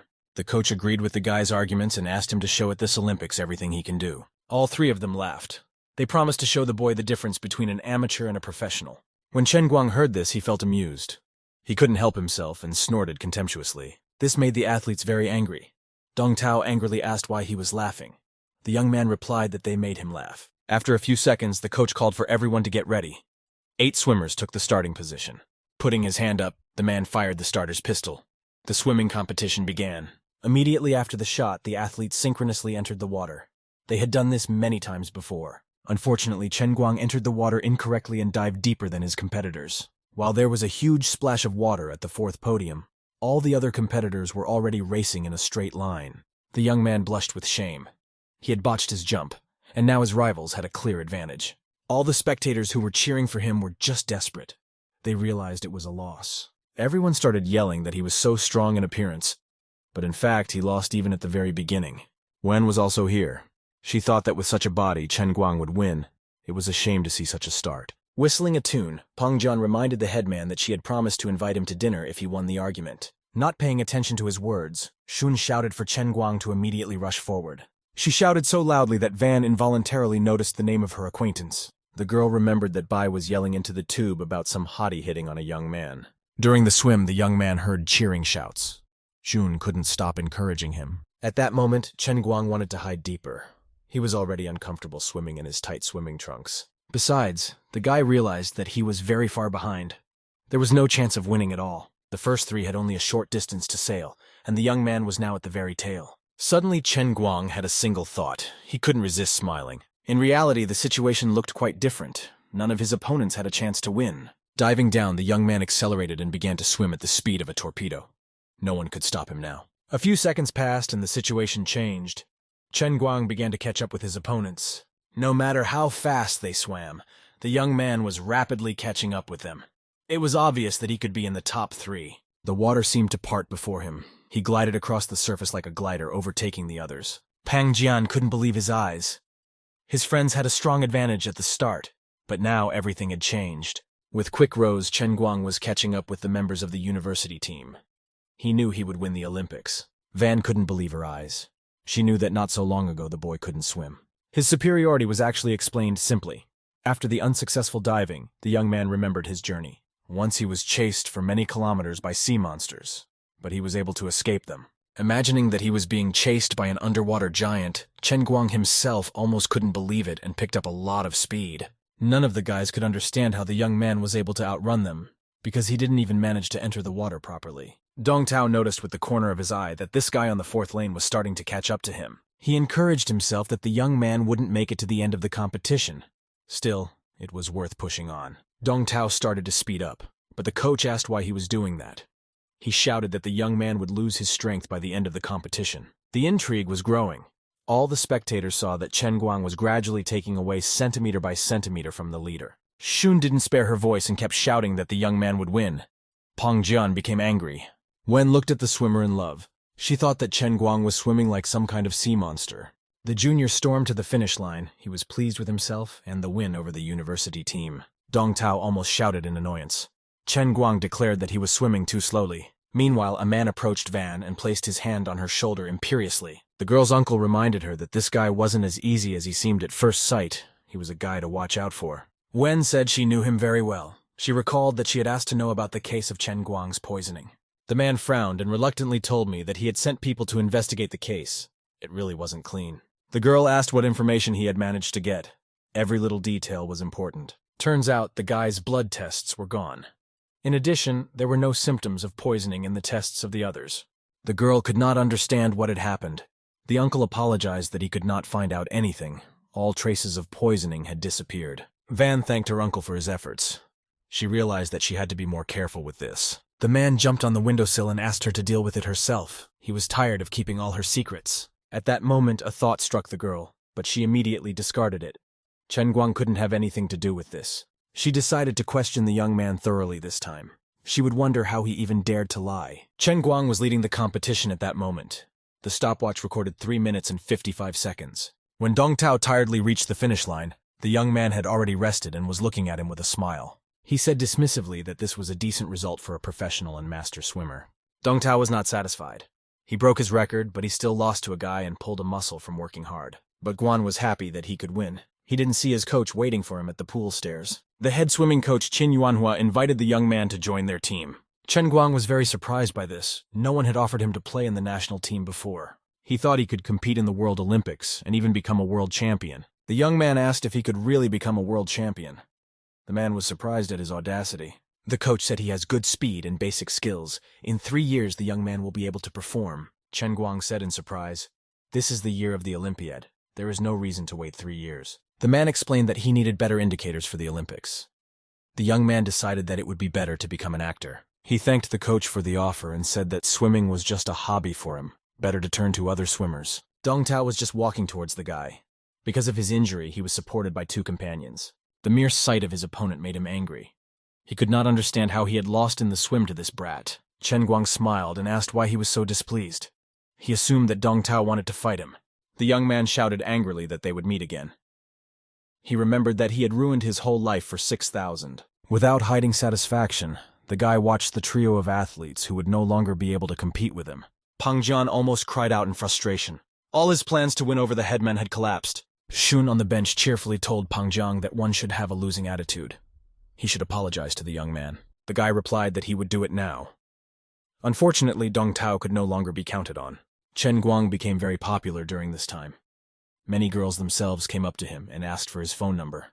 At this moment, Shun and Pang Jiang walked up to him. The girl waved happily to her friend from afar. Chen Guang snidely asked how a famous basketball player found the time to come to his pathetic swimming qualifier. Pan Jiang could barely tolerate the boy's antics. He promised himself that he would destroy the young man later. He couldn't explode now. The young man congratulated Guan on his victory. He recognized that the boy would be the champion this year. Chen Guang was very surprised and asked what had happened to him, whether he had accidentally hit his head. Pan Jiang couldn't stand it and snapped. He shouted that he was trying to mend their relationship and that the young man was just bullying him. The boy didn't believe him. He knew there was a catch, but he decided to play along with his opponent. At that moment, the swimming coach caught up with him. The young man realized that he had to run away from the annoying man. The coach yelled out that he had a decent offer. Running away, the guy replied that he didn't want to get himself injured. Pan Jiang stated that he kept his word. He lost the argument and admitted it. Shun expressed her hope that there would be no quarrel now. The young man replied that he would have apologized to him anyway. He was sorry for something else entirely. The girl turned to him with interest. He confessed that he had made a reservation at a restaurant, but they don't refund prepayments there. Shun asked why he had to spend so much money. Today, the image of the goddess was different. She was slyly depicting the transmission of an air kiss. While preparing for the exams, Chen Guang thought about her. If she came out of the mug, he would turn into a prince and become unaffordable to her. Suddenly, the phone rang. The young man reluctantly reached for it. He had just started studying. Shun's neighbor said that something had happened to the girl. She had gone out to dinner with Pang Jian and still hadn't returned home. The young man asked why the caller was calling him. The caller angrily replied that he himself had asked to look after the headman. Chen Guang realized that Pang Jiang had invited the girl to dinner for a reason. Shun might be in danger. The young man was also unable to reach the headman. This made him very wary. Chen Guang quickly got dressed and ran down the stairs with the cup. He knew that there would be some trouble from this guy. At the foot of the stairs stood 3 stout guys. They were smoking and laughing. The young man rejoiced. Pang Jiang's guys should definitely know where he was now and what he was doing. He jumped over the railing in one fell swoop. The young men looked at him in surprise. After landing on the floor, Chen Guang said that he had a very serious conversation with them. He asked where Pang Jiang was now. The leader asked indignantly why the young man was preventing them from passing. Taking a cigarette out of his mouth, the man ordered an attack on the boy. All 3 of them pounced on the young man. Chen Guang kicked the ringleader in the face and declared that he would speak to them as he wished. All 3 of them attacked with redoubled vigor. Now they had a just cause for revenge. When they wanted to hit the guy, the young man simply dodged the attack and ducked under his opponents. Chen Guang grabbed the 2 opponents' faces so hard that they couldn't get free. The young man spread his hands apart and pushed his enemies' foreheads together. They fell down at once. The ringleader stood there trembling with fear. The young man asked where Pang Jian was now. He was told that the boss was in a restaurant. Chen Guang offered to pray that the girl would be okay, or else they would both be finished. Tossing the useless servant to the floor, the young man snorted contemptuously. He had no time to amuse himself with them. The man realized that he needed to warn his boss that Chen Guang was heading to their restaurant. Unfortunately, there was no communication with Pang Jian. The man couldn't get through to the chief. Pang Jian at this time was just rejoicing over his purchase, blocking the telephone network. No one could interfere with them. He suggested that Shun try some special appetizers to improve her appetite. The girl thanked him. When she started to eat, she picked up her phone. She saw that the network was gone. She decided that she would eat and go home. Suddenly, Shun started to feel dizzy. Pang Jian lustfully licked his lips. He knew what was happening to her. He waved the girl in front of his eyes and innocently asked what had happened to her. Holding her head, the head woman replied that she was very tired and needed to go home. Pang Jian grabbed her waist and said that there was still plenty of food left. The girl exclaimed that she would scream. The young man admitted that he had ordered a soundproofed room. He laid the headman down on the pillows and suggested that he sleep for a while. Pang Jiang looked at the sleepy girl with a smile and told himself that the headman had herself to blame. After all, she was always sticking it to this Chen Guang. He even apologized to the guy, but Shun still rejected him. At this moment, Chen Guang himself burst into the room. He angrily kicked the door with his foot. The young man hissed that he would never have thought that Pang Jiang could stoop to such a thing. He hit his rival and told him to take his hands off the girl and not to dare touch her. Sitting on the floor, Pang Jian fearfully shouted that he had not done anything to the headman. She had just fallen asleep. Chen Guang approached the girl and tried to wake her up to take her home. Pang Jiang shouted that now he couldn't let the 2 of them leave the restaurant in peace and tried to punch the guy. The young man dodged and launched a lightning-fast counterattack. Pang Jiang didn't expect it and missed a punch. Chen Guang hit him once more and shouted that he would make him wash his blood away. Without giving him a break, the young man struck again and reminded him that Pang Jiang had drugged a classmate. The young man was lying on the floor and barely had time to block the guy's punches. He didn't understand where Chen Guang had learned how to fight. Pang Jiang grabbed the empty wine bottle and fiercely shouted that he would avenge everything now. He lunged at the young man, swinging the bottle at him. His bloody mouth was missing several teeth. Chen Guang irritably shouted that you couldn't even fight with the likes of him. He punched his opponent in the groin. Pang Jiang groaned and sank to his knees. His eyes began to water from the infernal pain. Because of the unbearable pain, the young man let the bottle out of his hands. It shattered. At that moment, a waitress ran into the room. She demanded that the fight stop or the restaurant would call the police. Chen Guang said that the girl was slipped sleeping pills in their restaurant, so they would also be responsible. At that moment, excited classmates ran into the room and asked what had happened. The young man told them the truth and asked them to take Shun to the hospital immediately. The girl was lifted up and led towards the exit. Baifeng wondered why the young man didn't go himself. Chen Guang said he would stay put. The restaurant called the police, and he has to tell them what happened. Pang Jiang groaned and said that he understood everything. He was in a lot of pain and asked to call an ambulance. The young man refused to help. The boy was brought to the police station for questioning. Wu Tung sat at the table and asked questions. She glumly asked why Chen Guang had violated the rules of behavior and beat up the young man. The young man surprisingly replied that Pang Jiang had slipped sleeping pills to his classmate and wanted to bully her. Wu Tong got up from the table and shouted that legally he had no right to hit him. She said that it was clear to everyone. At this moment, Chen Guang was distracted and looked at the girl's chest as she was right in front of him. He couldn't take his eyes off her for a few seconds and recognized that for a police officer, she was even okay. Wu Tong shouted even more. She said that Pang Jiang now had a big health problem. Her partner suggested she get some rest. He would interrogate the guy himself and she would draw up a protocol. Chen Guang told the officer that he was actually only defending himself. Their victim wanted to break a bottle on his head. The officer sat down at the table and said he hoped to cooperate. The young man said that he had already said everything. They had better take the girl's tests. That same night, hot on the trail, Wu Tong came to the hospital to verify the guy's words. She asked the pensive Tang Ying if that girl had really been spiked with sleeping pills. The girl asked for the question to be repeated. She hesitated and listened to it. The officer pinched her cheek and reminded her that there was a police investigation involved. Tang Ying said they found barbiturates in her system. That guy gave the girl sleeping pills and filed a report on the person who rescued her. Wu Tong replied that this did not absolve Chen Guang of his guilt. He maimed his classmate and should be held accountable. The woman walked into Wu Tong's house without knocking and asked if the guy who almost killed their boy had been arrested. The policewoman said that the man has been arrested, but Pang Jian is not really a victim. He gave the student sleeping pills. This made the woman angry. She shouted that the officer was making it all up and that she had been hired as an acquaintance. Wu Tong showed the test report and said she should not be insulted and told how to investigate. The boy's mother screamed that sly wench had poisoned herself with pills. She wanted to ruin Zhang. At this time, Bai Fan and Xiang appeared in the doorway with a bag in their hands.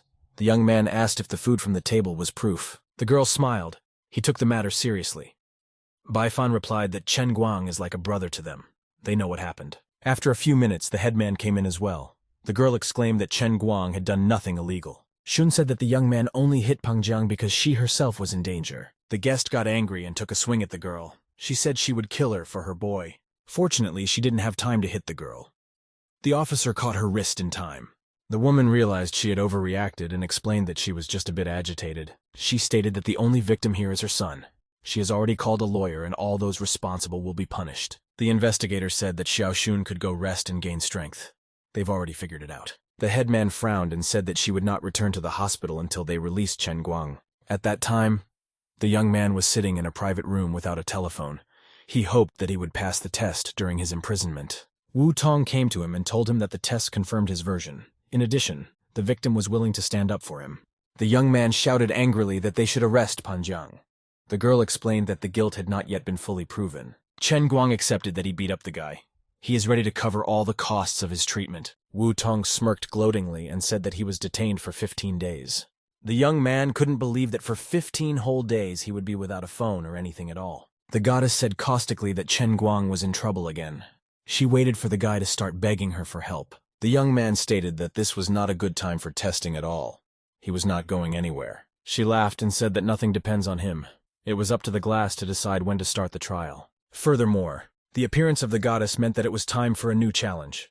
Chen Guang shouted and held his head. Wu Tong saw that the young man kept slapping his hands on the table and walked over to him. The officer said he shouldn't worry so much. He wouldn't be tortured. The police will make arrangements with the university. Seeing that the guy was crying, she stated that she had already made a concession. There was nothing to cry about. Chen Guang stated that she did not understand. At this time in his mind, the young man met the goddess somewhere in the heavens on a mirrored surface. Learned by bitter experience, the overlady now covered her charms from the eyes of others. The guy yelled that the girl was just playing with him. If she calls herself a goddess, she should act like one. The lordess laughed and said she could fulfill his request. Now she would show the real goddess. The Chinese woman has changed. She became several times taller. Bright sources of light emanated from her eyes. The girl frowned and asked menacingly if the guy now doubted that she was the real goddess. Chen Guang fell to his knees and said now he had no doubts. A pitiful mortal worshipping her greatness. The goddess said she was afraid to show him her true appearance. She allows herself to be called the glass goddess. The young man asked how the goddess was able to get out of the glass if he hadn't recovered all his powers yet. Turns out it was because of his tantrums. She thought the young man was in danger, but it was only 15 days. Chen Guang shouted that he was immortal, so 15 days was important. The goddess decided to help the guy, although she was gathering her strength for a completely different purpose. She dreamed of going online. The young man wondered how the overlady would manage to get him released. She wouldn't be able to kill the investigator for that after all. He closed his eyes, dreaming of a normal world. All he could do was hope that everything would work out. When Chen Guang opened his eyes, he realized that he was in the real world again in the same cell. It seemed that Wu Tong was even pleased that the guy had woken up. The girl looked at him worriedly. The officer reluctantly admitted that Chen Guang had fainted, so they decided to let him go. The young man couldn't believe his luck and asked again if he could really leave the station.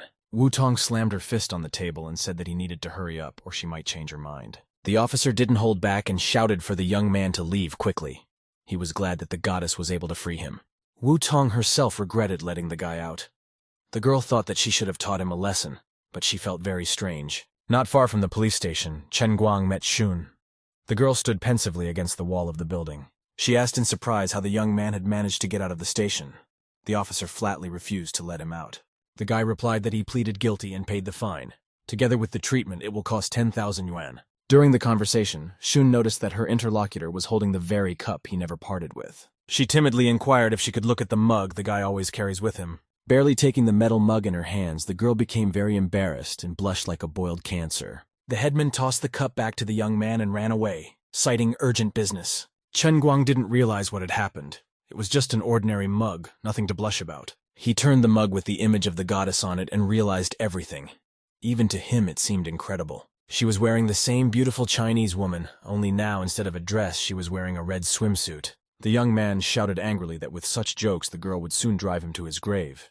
He asked where her dress had gone. Folding her arms across her chest, the goddess said she spent a lot of energy helping with the police. She's not dressed like that for him. The girl added that she needed to rest and build up her energy. Next time she will appear before the trials. Seeing the overlady waving goodbye, the guy anxiously asked her to return. The girl didn't react, so Chen Guang angrily stabbed her image with his fingers. There was a terrible rumble outside the door of his dorm room. The young man was very surprised. Chen Guang was sure that his neighbors were busily discussing a plan to release him and wanted to express his gratitude. Unfortunately, no one was interested in his identity. The guys were passionately playing online, loudly discussing tactics. It made him very angry. He couldn't believe that his 3 friends had forgotten him so easily. Bai Feng saw him and said as if nothing had happened, that tomorrow was the Olympics, so the lights wouldn't be turned off, so we could still play. Chen Guang got angry and shouted that all 3 of them were just shameless. He wouldn't play with them. Walking past Bai Fan's computer, the young man looked at his screen and sighed enviously. He saw how passionately his neighbors played online, disconnected from reality, and changed his mind. Blushing with anger at himself, the young man opened his laptop and announced that he would connect to the next gaming session. The running competition started on Wednesday. The guy couldn't wear his china cup in full view of everyone and bought a case with kitties on it. Taking a sip of some stadium liquid from a cup, Chen Guang remembered that the store only had pink covers. Bai Fan was constantly teasing the owner of the pouch, so his mouth was covered with a band-aid. Chen Guang glumly promised that he would also tape up his nose if the guy didn't stop laughing. Bai Fan got angry. This was already cruel. The young man looked down intently. The female jogging contestants lined up on the treadmills. Wei was among them. Her athletically built figure gave no chance for anyone to win. Unfortunately, Shun was also here. Bai Fan peeled off the band-aid and told the guy that he understood. The young man wished those 2 would participate in different groups. Chen Guang declared that it was none of his business. He did not allow the thought that both girls were in love with him. The coach asked all the contestants to get ready. Taking a low start, Wen furtively looked at her opponent with curiosity. Firing upward from the starter's pistol, the coach yelled that the running events had begun. At first, Chen Guang was sure that Wen would win. She was rapidly increasing the distance, surging ahead. For Van's trained body, there was nothing difficult about this run. She kept the right pace. Shun was running second and got tired rather quickly, trying to catch up with her strong opponent. The young man knew that Wen would show his usual level and win the Olympics. He was worried that Shun might not be able to stand it and fall down. That's what happened. Wen ran to the finish line first. Shun was a little behind. Suddenly, the head woman tripped and bruised herself painfully, falling to her knees and elbow. The girl cried out in pain. Wen immediately ran over to her and touched her rival's shoulder. She asked her how Shun was feeling.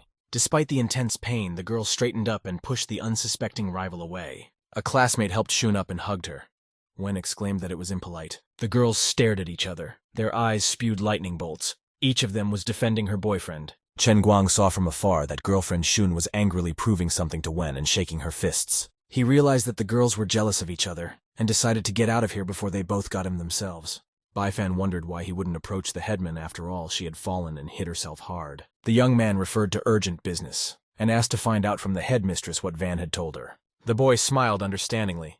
He understood his friend's concern and assured him that he would do the right thing. A short while later, Chen Guang was already in the parking lot by his red cab. Right now, he had to work hard to quickly give the money for Peng Jiang's treatment. Suddenly, a call came from Officer Wu Tong. The young man sighed. This was to be expected. The guy replied that he was very busy helping with experiments. The girl stated that she had paid the fine for him and would now come to the university. Chen Guang promised to pay back the money and said that there was a bad connection in the cave. In fact, he had no intention of rushing to repay the debt. The second round of the swimming competition began at the university. The young man swiftly raced forward. Just like in the first round, the guy won the swim by a wide margin and slammed the side of the pool victoriously. This time, he had a large support group. Everyone chanted his nickname Torpedo Guan. As he threw on his jacket, the young man was embarrassed to think that he had been given a strange nickname. They could have come up with a better one. The headmistress congratulated him on his victory. She said that she had been rooting for him for a reason. Chen Guang asked how she was feeling after her injury. Shun frowned and said that she was fine. The guy thought she was acting a little too weird and figured that surely Van must have said something to her. The coach appeared on the horizon again. As soon as he heard his voice, the young man realized it was time to run away. He quickly said goodbye to the girl and tried his best to get away from the annoying man. The headmistress didn't know how to explain to Chen Guang everything that had happened that morning between her and her rival. In the meantime, the young man decided to find out. He leaned back against his cab and called Wen. The boy asked bluntly what she had said to his headman this morning. He still hoped that nothing special had happened. The girl replied that she had told Shun about Guan talking about her a lot. The young man got angry. Now the headman is acting strange. Wen laughed and reminded that Chen Guang hadn't dated anyone for 3 years. She decided to help him out. The girl added that instead of English, he only plays games and participates in competitions and even got into the station. When he finished talking, the young man opened the car door. He wondered how Wen had found out about his arrest. In any case, there was no need to worry about English. He dreamed of the day when Van would fulfill his promise. It was late evening. Wutong had long since arrived at the university. No cave was here. She decided to wait for the guy here. There were various suspicious individuals loitering near the university.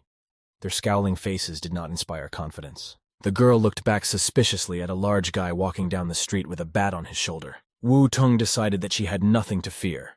If they set something up, it would only take one call, and her partner would be here. At this time, Chen Guang was joyfully driving through the city. He had a great day today, and there were many orders. Suddenly, a crowd of people unfamiliar to the boy came out on the road. They blocked the young man's way. Chen Guang saw a strange movement with the corner of his eye. He had a feeling that this encounter was not a coincidence. A large man in a light brown t-shirt took a brick in his hand and swung it around. It wasn't until the man threw a heavy object at the car that Young belatedly realized it was a brick. The windshield cracked and shattered. Chen Guang ducked down to dodge the shards. The boy's patience was breaking. He opened the car door and stepped out, surveying the crowd of hostiles. Rolling up his sleeves, the young man slowly walked towards his opponents, intending to smash everyone into the wall. But after a moment, he changed his wish. Now Chen Guang wished that the police would show up here. Wutong did show up just in time. She demanded that the lawlessness be stopped immediately. The girl shouted indignantly that they had the nerve to vandalize in front of her. Chen Guang reproached himself for his rash desire. Wutong had appeared at a bad time. He wouldn't be able to beat anyone with her. The man in the tank top smiled and promised to take care of her figure when he dealt with that guy. The other guy told her to get out of here and not to be a hero. It's not like she's on the police force, so there's no reason to get involved. Wutong shielded the young man with herself. She warned that there would be big trouble if they attacked the boy. Chen Guang stood there and thought that she was protecting him like a small child. He is not that weak. The ringleader shouted that the guys would deal with Chen Guang and he would take the girl on. The young man pulled out a telescopic baton and vowed to smash his face as payment for the broken glass. Wutong rejoiced and snatched the baton out of his hands. The surprised guy didn't even have time to say a word. A red-haired guy with a huge cleaver and a young man with a metal bat ran forward with shrieks. With one swing of her club, the girl stopped the first enemy. He fell down, choking on blood, and let go of the cleaver. The second one didn't fare much better. Wutong kicked him in the stomach. The guy fell down, dropping the aluminum bat. Chen Guang was happy to help and added a fist to the first attacker's face. The result was to his liking. The girl discreetly nudged him with her back and told him to get away. She could handle herself here. This fight only irritated Wutong. She laughed and asked her enemies to come closer. They don't know how to fight. Chen Guang resentfully said that she took the baton and was satisfied with it. The girl promised that she would make them pay for the car repair. Meanwhile, another brave man flew to the pavement with a groan, bumping into Wutong's knee. After a few seconds, only 4 enemies remained on their feet.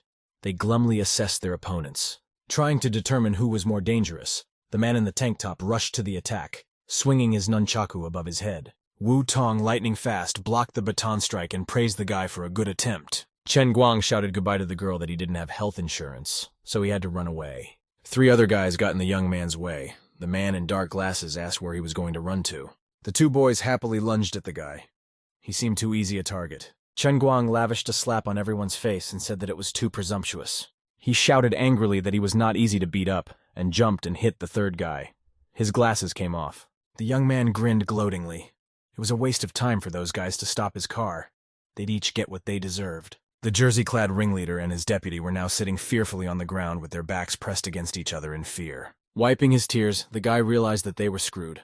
Panjan had only given 10,000 for this guy. He shouted to the boss that it was time to run away before they were finished. Chen Guang stated that they weren't going anywhere. He showed both guys his cell phone, on the screen of which was dialing the police station. Several police crews arrived on the scene within minutes, announcing the silence with the roar of sirens. When he saw his partner in handcuffs, the young man turned pale. He realized that now they were all dead. Wu Tong watched as the two most dangerous guys were escorted to the police car. The girl turned to Chen Guang and held out her palm. She stated that she had saved him from the bandits. Now was the time to return the money. The young man immediately moved his hand away and innocently asked what he had to return. Wu Tong threatened him with her fist and shouted at him. He knows exactly what he's talking about. The guy frightenedly said he was joking. He had no cash, only money on his bank card. The girl smiled gloatingly and pulled a payment terminal out of her pocket. Chen Guang almost cried. He had to give up his recent earnings. The girl promised that she would return the money to repair the glass. The young man glumly said that the bandits were sent to him by Panjang. Wu Tong asked what made him think that. The guy exclaimed that you don't have to take him for a fool. He's at university and he's not stupid. The officer decided to investigate two cases at once. She promised that Panjang's family would not bother him again. He thanked her and said he would wait for news. Wu Tong asked why he was working as a cab driver. Chen Guang said that his mother needed expensive medicine. The officer offered to repay the debt later. The girl felt ashamed of her prejudice against him. She did not suspect that the guy had such problems in his family. Chen Guang thanked the offer and said that he would rather work harder. He didn't understand why she was suddenly so nice to him. Wu Tong embarrassedly said that it was time for her to leave. She opened the door of one of the carriages and got into the car. After turning off their flashers, the police cars drove away from the scene. The girl's partner smiled and assumed that Chen Guang really liked her. The girl turned aside and said that it wasn't like that. She was going to give him a double whammy today. If it wasn't for the bandits, she would have whacked him. The man laughed, her plans thwarted by Panjiang. Wu Tong had an epiphany.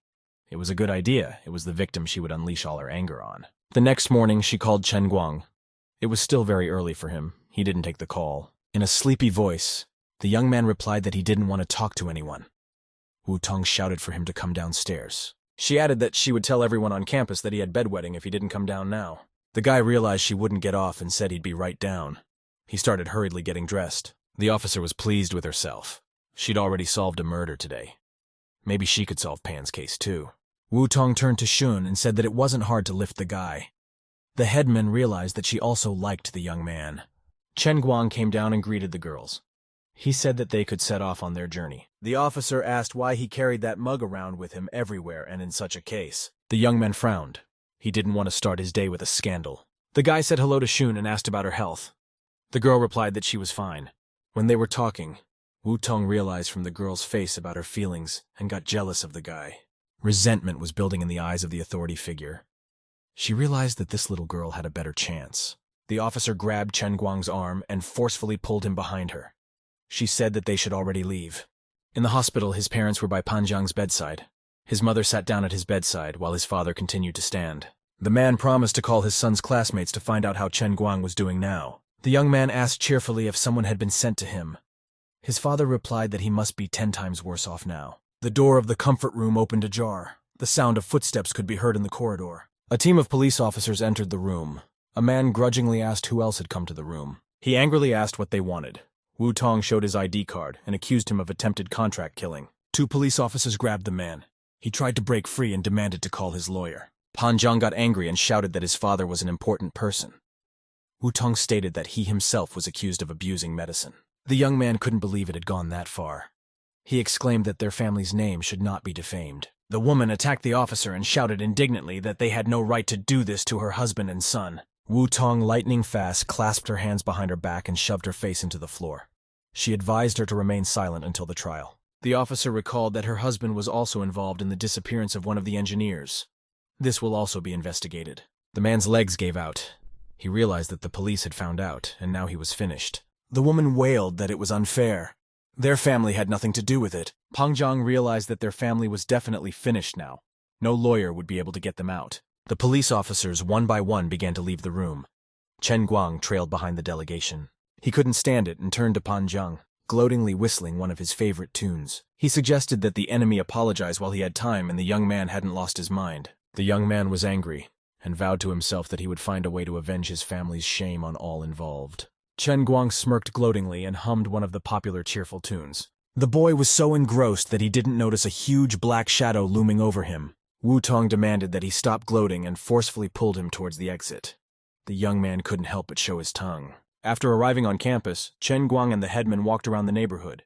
He said that it was all over. Shun turned to the young man and faintly smiled. She silently listened to her classmate. The boy asked why she was looking at him so strangely. The headmistress replied that he looked very nice. The girl said he had to prepare for the semifinals of the swimming competition.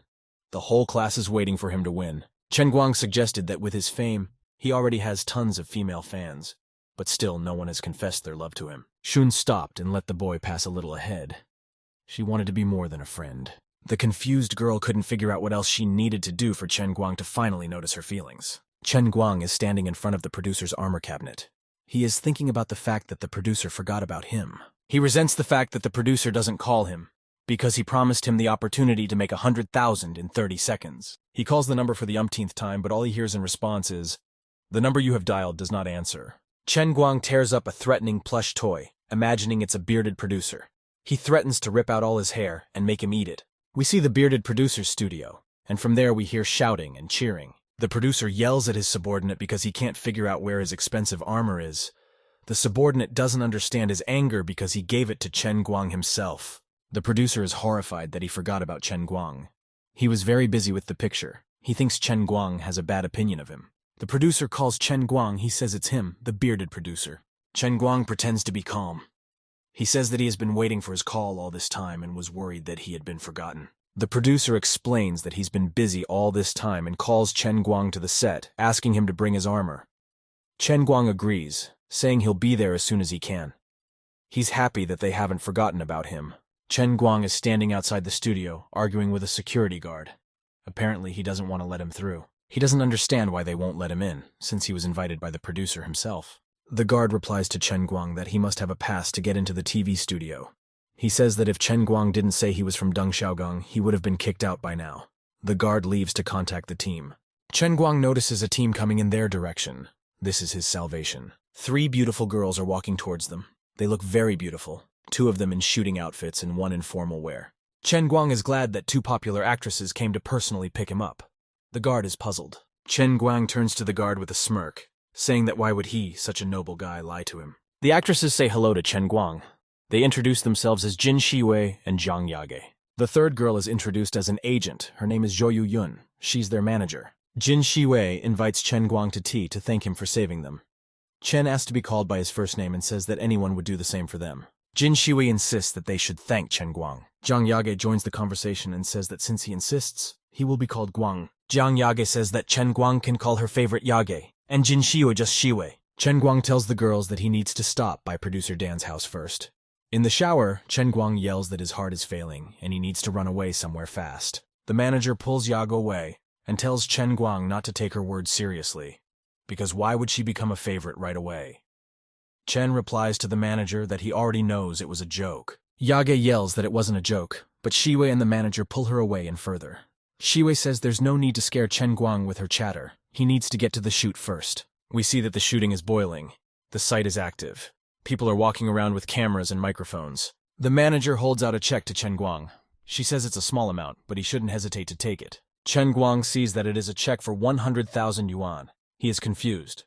Chen Guang has never cashed such large checks before. The manager thinks Chen Guang's relationship with the actresses is better solved by money. Jage snatches the check out of the manager's hands, sneaking it right in front of Chen Guang's eyes. She yells at the manager because he saved her and Sister Shiwei's life. She thinks the manager values their lives at 100,000 yuan.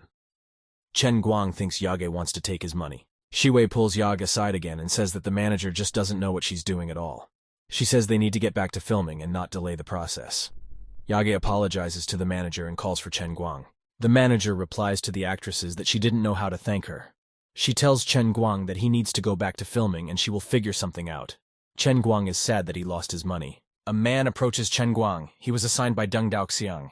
He's in charge of filming it. He wants to familiarize Chen Guang with the script. His name is Yang Dao. Chen Guang agrees. He thinks the bearded producer has taken care of him and even put a special person to tell him all about the script. He's glad that his acting skills he's been practicing will come in handy. Chen Guang is being groomed, face powdered, hair combed for his role. Yang Dao turns to Chen Guang. He says he is short on time and has a short story. He asks if he has experience in acting. Does he have experience in acting? Does he have experience in acting? Chen replies that he's been reading books a bit about it. He's still being brought up to speed. He believes that those 30 seconds, that's his key to success. He has to score brilliantly. Yang Dao enthusiastically exclaims that they are starting. He is very enthusiastic. 2 hours later, a tired Yang Dao says for the umpteenth time that they are starting. Chen Guang is preparing to repeat his scene. He's very determined. He's making a scary face. The producer is already crying because Chen Guang can't make an evil face. He tells him to open his nostrils and clench his teeth. Chen Guang follows his advice, but he fails. The producer guffaws that he is trying to nostril eat the enemy. He explains to him again that he is a great warrior who has a strong desire to kill and wants to slaughter 100 enemy soldiers. Chen is angry because the producer called his acting mediocre. He makes a horrible face that still doesn't fit. The producer doesn't understand anything because Chen Guang has been studying acting for 2 weeks. He thinks he is hopeless and can only make one famous grimace. At this moment, Yage and Shiwei return. Chen Guang thinks that Yage changed her mind and decided to give him more money. The producer is glad they came. He doesn't realize if they came to help Chen Guang. Jog asks what Chen Guang is like, since few newcomers get a 30-second scene and have a chance to be famous. Chen gets upset that she's not going to give him money. He replies to Yage that it's not bad. The producer doesn't understand what happened to Yage and why she's acting so strange. Shiwei turns to him and asks him why he's acting so bad. Did they have a problem during filming? Yang Dao begs the actresses to do something about Chen Guang. He calls him untalented. Jagi freaks out and asks the producer to watch his language. She threatens to wipe out anyone who rants at Chen Guang. An hour later, they all sit in despair. They don't know what to make of Chen Guang's terrible acting. Shiwei says it's over. There's nothing they can do to Chen Guang. Yage says that God closed the doors in front of Chen Guang at the last moment. She tells him not to worry about him not becoming an actor, because he's great at other things. Chen Guang apologizes that it's not working out for him. He says he will go apologize to Deng Daoxiang and leave. He thinks he wants money, but he can't bear this kind of shame. Deng Daoxiang is calling Chen Guang over. They will start the official filming. Chen Guang is embarrassed. So many people are looking at him. He is asking for salvation from the goddess, asking for an acting test. Chen Guang realizes that he forgot the mug in the car because of the cover. All he has to do is try his best. Deng Daoxiang puts his hand on Chen Guang's shoulder. He asks why he is so nervous, because he acted like a superhero before. But now he can't play for a measly 30 seconds. The filming starts. Chen Guang has an inappropriate face for the scene. He doesn't look intimidating at all. The scene starts to be re-recorded. Chen Guang has an inappropriate face again. The next scene is the same. The producer decides to stop filming for now. The producer is advised to take a break because everyone is tired. Dan Daoxian agrees. Chen Guang goes up to the producer and says that he's not suitable at all, that he's talentless in acting, and he doesn't want to hold everyone up. He's really ashamed. He doesn't want to torture everyone because of 100,000 yuan. Deng Daoxiang replies to Chen that it's not his fault. After the break, they will try again. They will definitely think of something. The producer actually thinks about what will happen to his reputation if he leaves. Yage is arguing with Zhou Ya. She blurts out that he should apologize to Guang. Zhou Ya says that although Chen Guang saved the sisters and it's a feat, but he can't be an actor and the producer is fiddling with him because he owes Chen. They can't mess with him forever. Dan Daoxian yells that it's his decision, and it's not up to them to decide what he wants to do with this kid. There is a sepulchral silence all around. Only the sound of the wind passing between people can be heard. Deng Daoxiang tells Chen Guang that he always has the last word on this team, and he won't give him any offense. He asks to be called uncle. Chen Guang replies to the producer that they've been filming the scene for so long already. He doesn't want to hold anyone up any longer. He suggests one more try, and he'll leave if it doesn't work out. Chen Guang thinks the only way out is to summon the goddess. Deng Daoxiang announces a break of 10 minutes. Yaga immediately runs up to Chen Guang.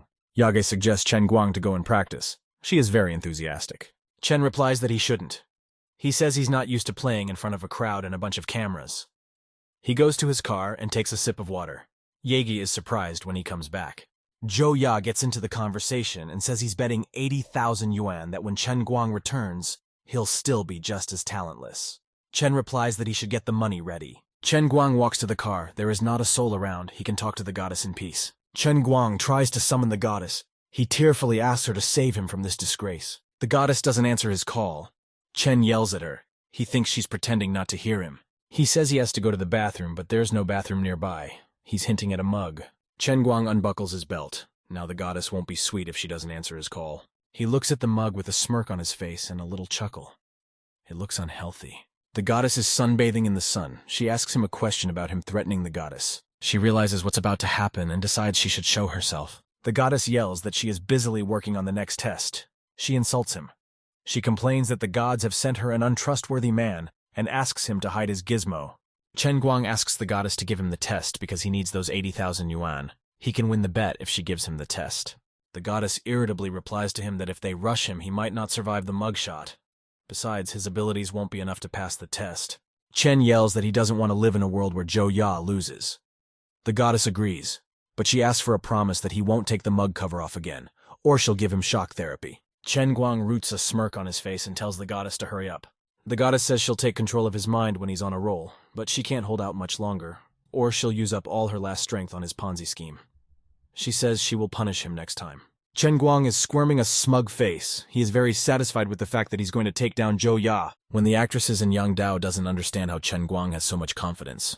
Yage suggests practicing to keep Chen Guang's confidence up, and asks if he has forgotten about the argument with Zhou Ya. Chen Guang replies that he is ready. Chen Guang thinks in his mind that he wants to see Zhou Ya's face when he takes his money. Dan Daoxian announces that the break is over and they start filming. Everyone should get ready. Chen Guang in his mind asks the goddess to help him, and Deng Daoxiang that Chen Guang cannot lose. Zhou Ya thinks he has already won, and it will be very easy money for him. The goddess tells Chen Guang that she is going to take control and he should stop and do nothing. A blue star appears in the goddess's hands, illuminating her with green mixed with blue. A sort of aura appears around Chen Guang. He is filled with determination and completely confident. Shiwei and Yage look with surprise at Chen Guang. They don't understand what's going on. Chen Guang portrays the perfect evil face for the leader of the army. He plays it perfectly. Chen Guang is unrivaled when the goddess takes control of him. He plays the emotions perfectly. Deng Daoxiang sees all this and doesn't understand how it's possible because 10 minutes ago his acting was terrible. He can't believe this perfect and unique acting. He's just in shock. Dan Daoxian is asked if this will do. He replies that it's just perfect. No, just perfect. Yage beckons Chen Guang to come over. She wants to congratulate him on a successful shoot. She says that she knew he could do it. Chen Guang replies that he was just lucky, but at the same time he thinks that the goddess really didn't let him down. Shiwei also thinks Chen's acting is perfect, and he's great. She's proud of him. Zhou Ya can't believe he succeeded. He accuses Deng Daoxiang of being in cahoots. Deng Daoxiang replies that you just have to know how to lose. Zhou Ya looks at the footage. He's just stunned because his acting is perfect. Chen Guang thinks that he should have asked her right away, because with the goddess's help, everything came out so easily. The goddess reads his thoughts and repeats them. Chen Guang thinks it doesn't scare him. The goddess replies to him that she's going to go deal with making sure he doesn't get killed in the next test. She says how lucky he is to have her.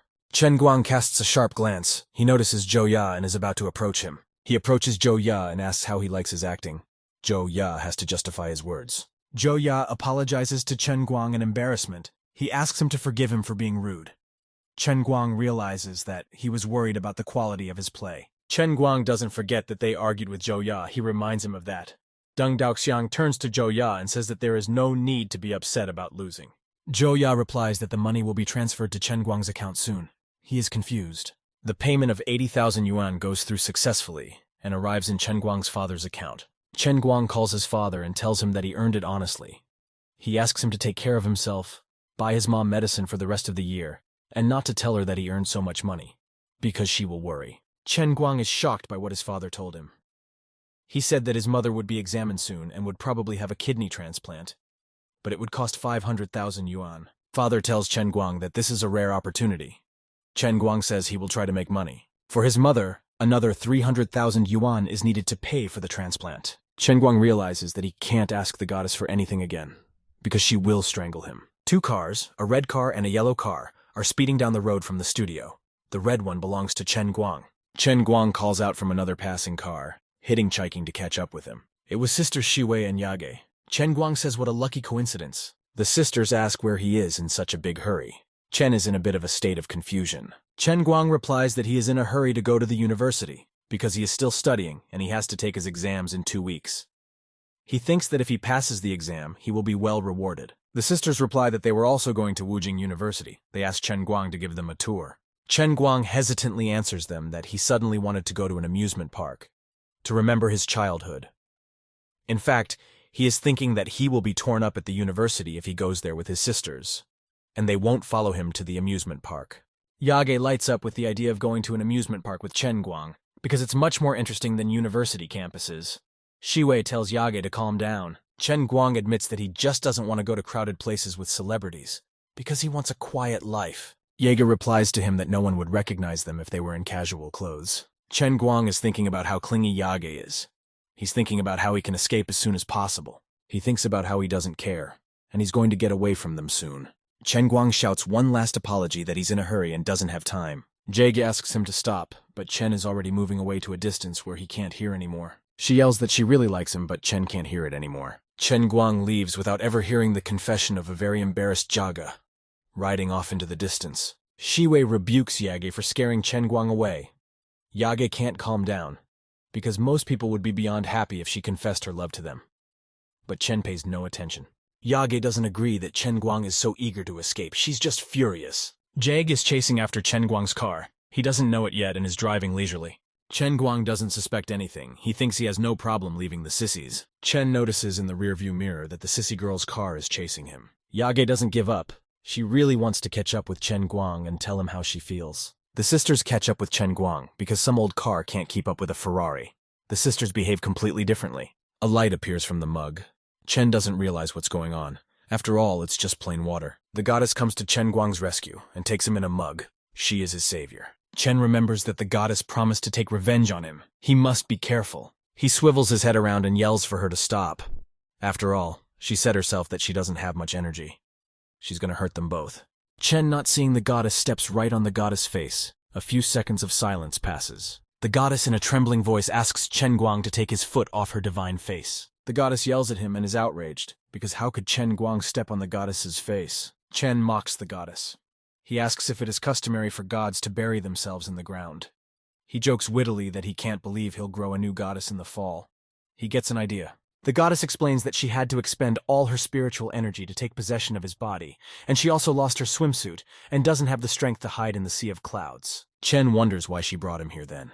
He thinks now is the perfect opportunity to answer this goddess for her abuse. The goddess tells him to stay away, for she has two pieces of news, good and bad. If he does anything to her, she will only tell him the bad news. Chen calms down and says he won't do anything. Her facial expression makes it clear that she is serious. The goddess tells two pieces of news, namely narrowing the inside of the mug. This will cut down on the time it takes to prepare the next test. The bad news is that the anguish is too great. Chen could have died before the test even started. But she is very kind to Chen Guang, so she made the change.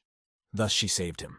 If she didn't, Chen Guang would have to become the king of death for hundreds of millions of years. Chen asks if the news she wanted to tell is over. He prepares to get back at her. The goddess knows that the next test will definitely teach Chen Guang a lesson that won't hurt him. Chen Guang retracts from his mug. He regrets that he missed a good opportunity to take revenge on the goddess. Chen appears in a new world. He appears in some obscure pixelated world. This is some very primitive world. This place seems very strange to him. The goddess explains that these are the consequences of Chen Guang's actions. There used to be a beautiful landscape with a beautiful lake, but now it's a pixelated world. The goddess tells the rules. Chen must drive the car and complete the tasks. After each death, he will start from the level he was on. He has 100 lives. Chen thinks it will be easy for him since driving is in his blood, and besides, he has 100 tries. The goddess replies that he only has 99 attempts, and the 100th time he will die for real. The first task is that he needs to get to radar number 1 while maintaining a speed of 120 kilometers per hour. Chen thinks that's easy. Chen Guang gets hit by a NPS and flips him sideways. He definitely doesn't care about his car. Chen loses one of his lives. He thinks 100 lives is a lot. From behind, a truck approaches Chen Guang.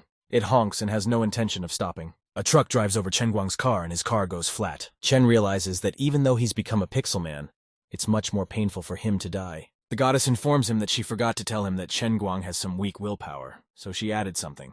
The goddess explains with a snide face that she has doubled his sense of pain. Chen wants to put a sock in that goddess's mouth so she'll shut up and leave him alone. In the first level, Chen lost 13 deaths. The second level is to maintain 180 kilometers per hour for 20 seconds and survive.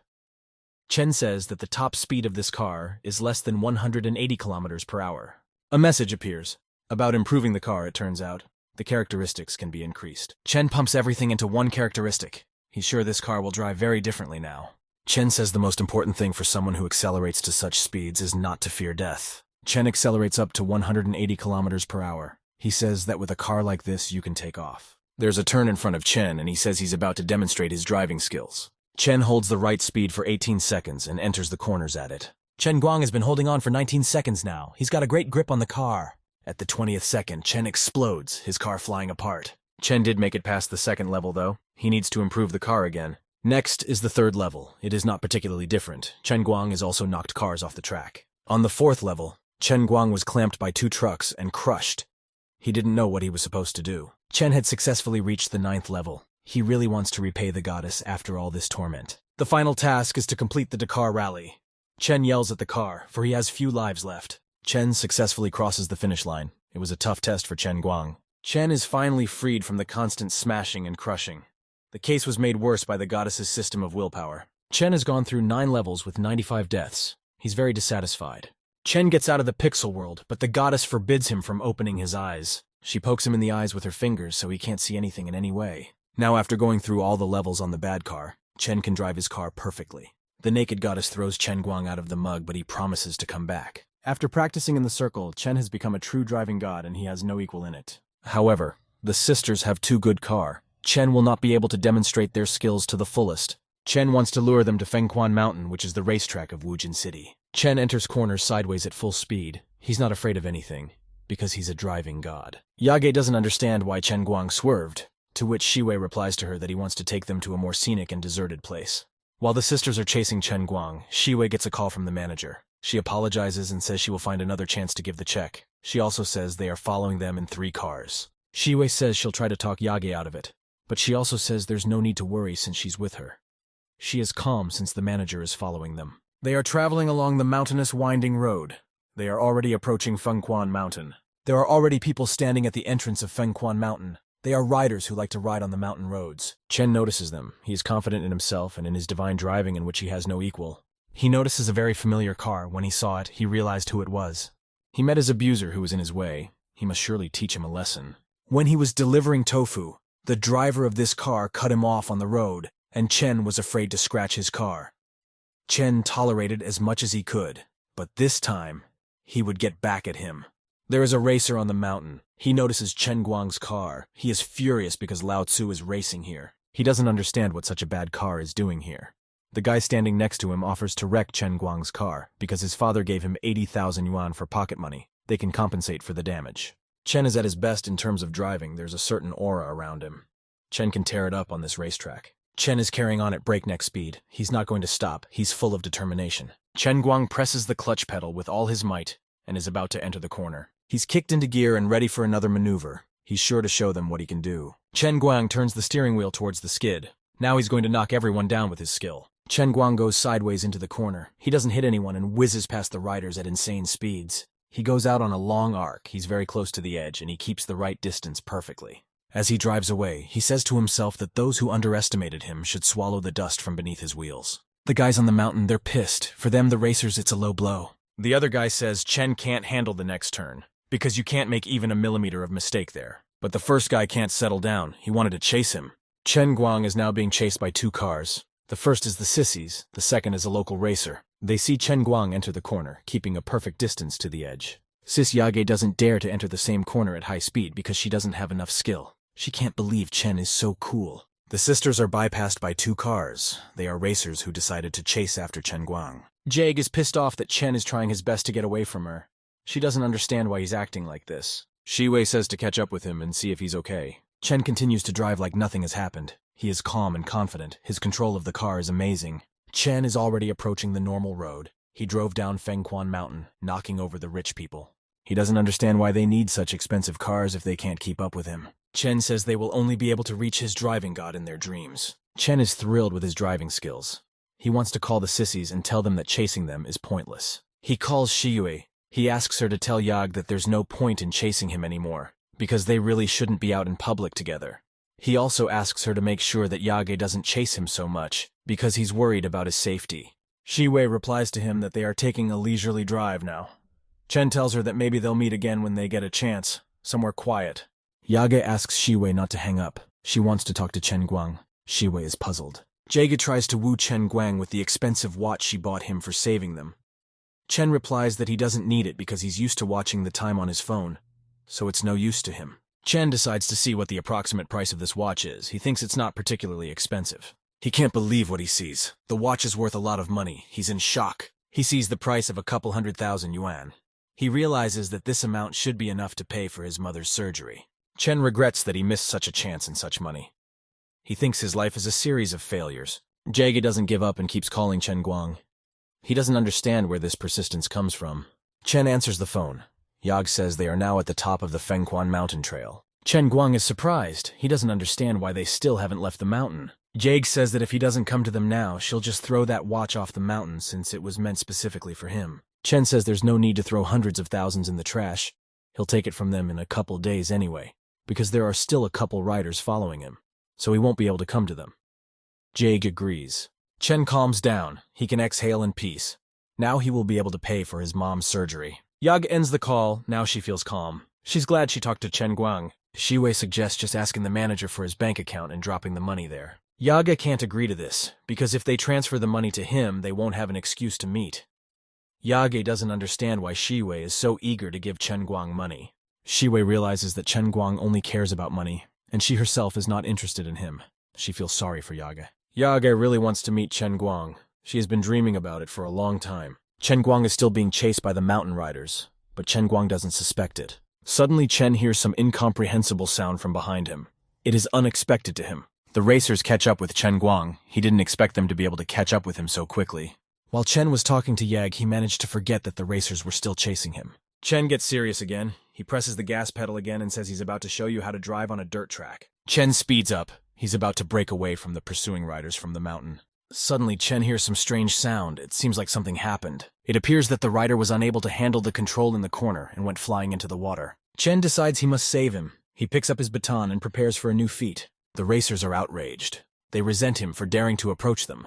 One of the main ones suggests beating Chen Guang. Chen pushes the obnoxious guy away and says how can he do that when his friend flew into the water. Chen is furious. He reproaches them for their habit of only having fun.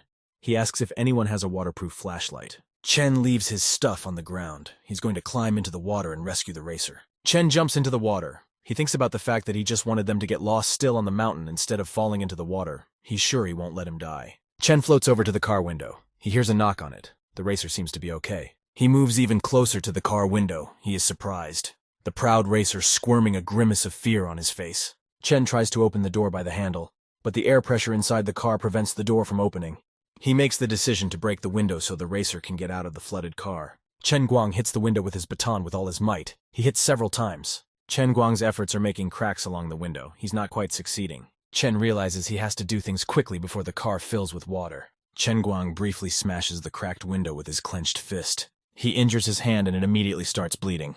Chen Guang doesn't care. Chen takes the racer by the collar. He gathers his strength to pull him out. He pulls him through the broken window in one swift motion out of the flooded car. Chen swims with the racer to the surface, still holding him only by the collar. He quickly makes his way to shore with the rider who has managed to pass out. A friend of the racer quickly runs up to the injured man. He asks if he's okay. The injured man is quickly carried away by his friends. Chen Guang, no one thanked. Chen Guang is all wet. He quickly puts on his clothes to make sure he doesn't freeze in any way. Chen Guang's arm is badly injured and bleeding a lot. Chen shakes it to take away the pain. Chen only realizes that he lost his baton when he rescued the racer. He really hopes that this injury will not prevent him from driving in any way.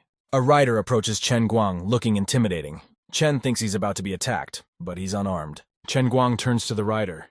He says that he won't attack the wounded man after all. He asks him to step back. The racer grabs Chen Guang's hand.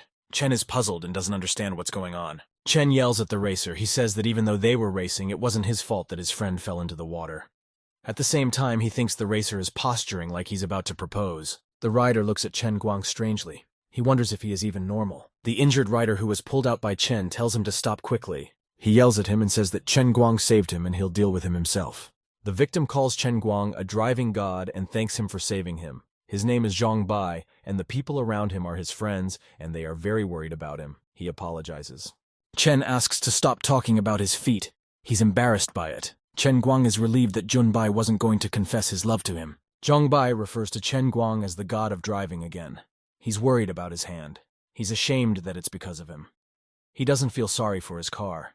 He feels sorry for Chen Guang's arm. Chen replies to him that he's had bigger injuries. He wants to seem cool in front of a group of fans. A cute-looking girl approaches Chen Guang. She asks if he's okay. She asks Chen Guang to take it seriously. She asks to take care of his hand. The girl's name is Jufei. She's Zhongbai's friend. She's pouring water on Chen Guang's hand. Chen Guang involuntarily looks at Jufei's chest, his heart starting to beat more frequently. Chen Guang tells her his name. He is thinking at this moment that she is very beautiful. The girl tells Junbai that he should be grateful to him with all his soul, since Chen is wounded almost to the bone. He doesn't stop bowing and admitting his guilt. Chen says he shouldn't worry about it. The wound will heal quickly. The guys say the god of driving is lenient. She is very good at wrapping Chen Guang's arm with a new bandage. She is trying. Jufei has some question. She says that as soon as she saw Chen driving, she had this question. She asks Chen Guang to teach her how to drive. She wants him to be her teacher. All the racers pick up on her idea and ask her to teach them his divine driving skills too. Chen is nonchalant on the outside, but on the inside he laughs at them. He calls them a bunch of assholes.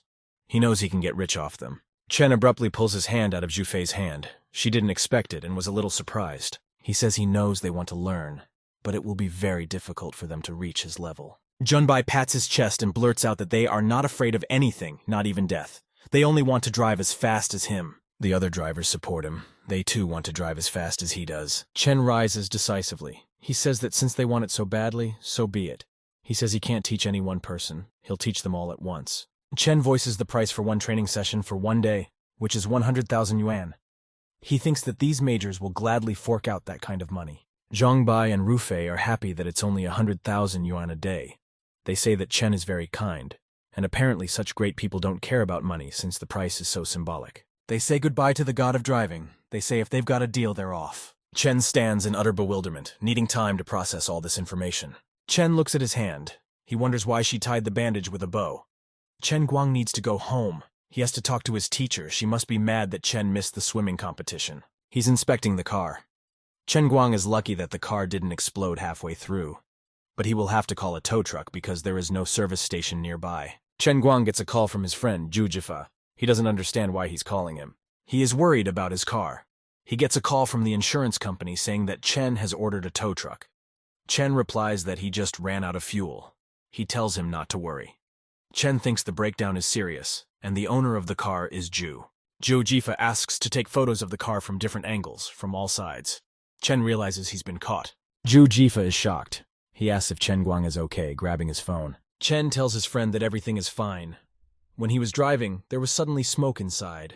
He thought his friend would feel sorry for the car, so he said he ran out of fuel. Zhu Jifa says the important thing is that Chen is okay. He says the insurance won't cover the breakdown. He'll send him money for repairs and ends the call. Chen Guang receives a payment of 20,000 yuan. He didn't expect it. Chen is annoyed. He calls Zhu to refuse. He doesn't want him to think he's a beggar. In a couple of days, Chen becomes a car instructor who earns 100,000 yuan a day. Chen Guang is answered by another person. Zhu asked him to tell him that he had left for a meeting and would be gone for a long time.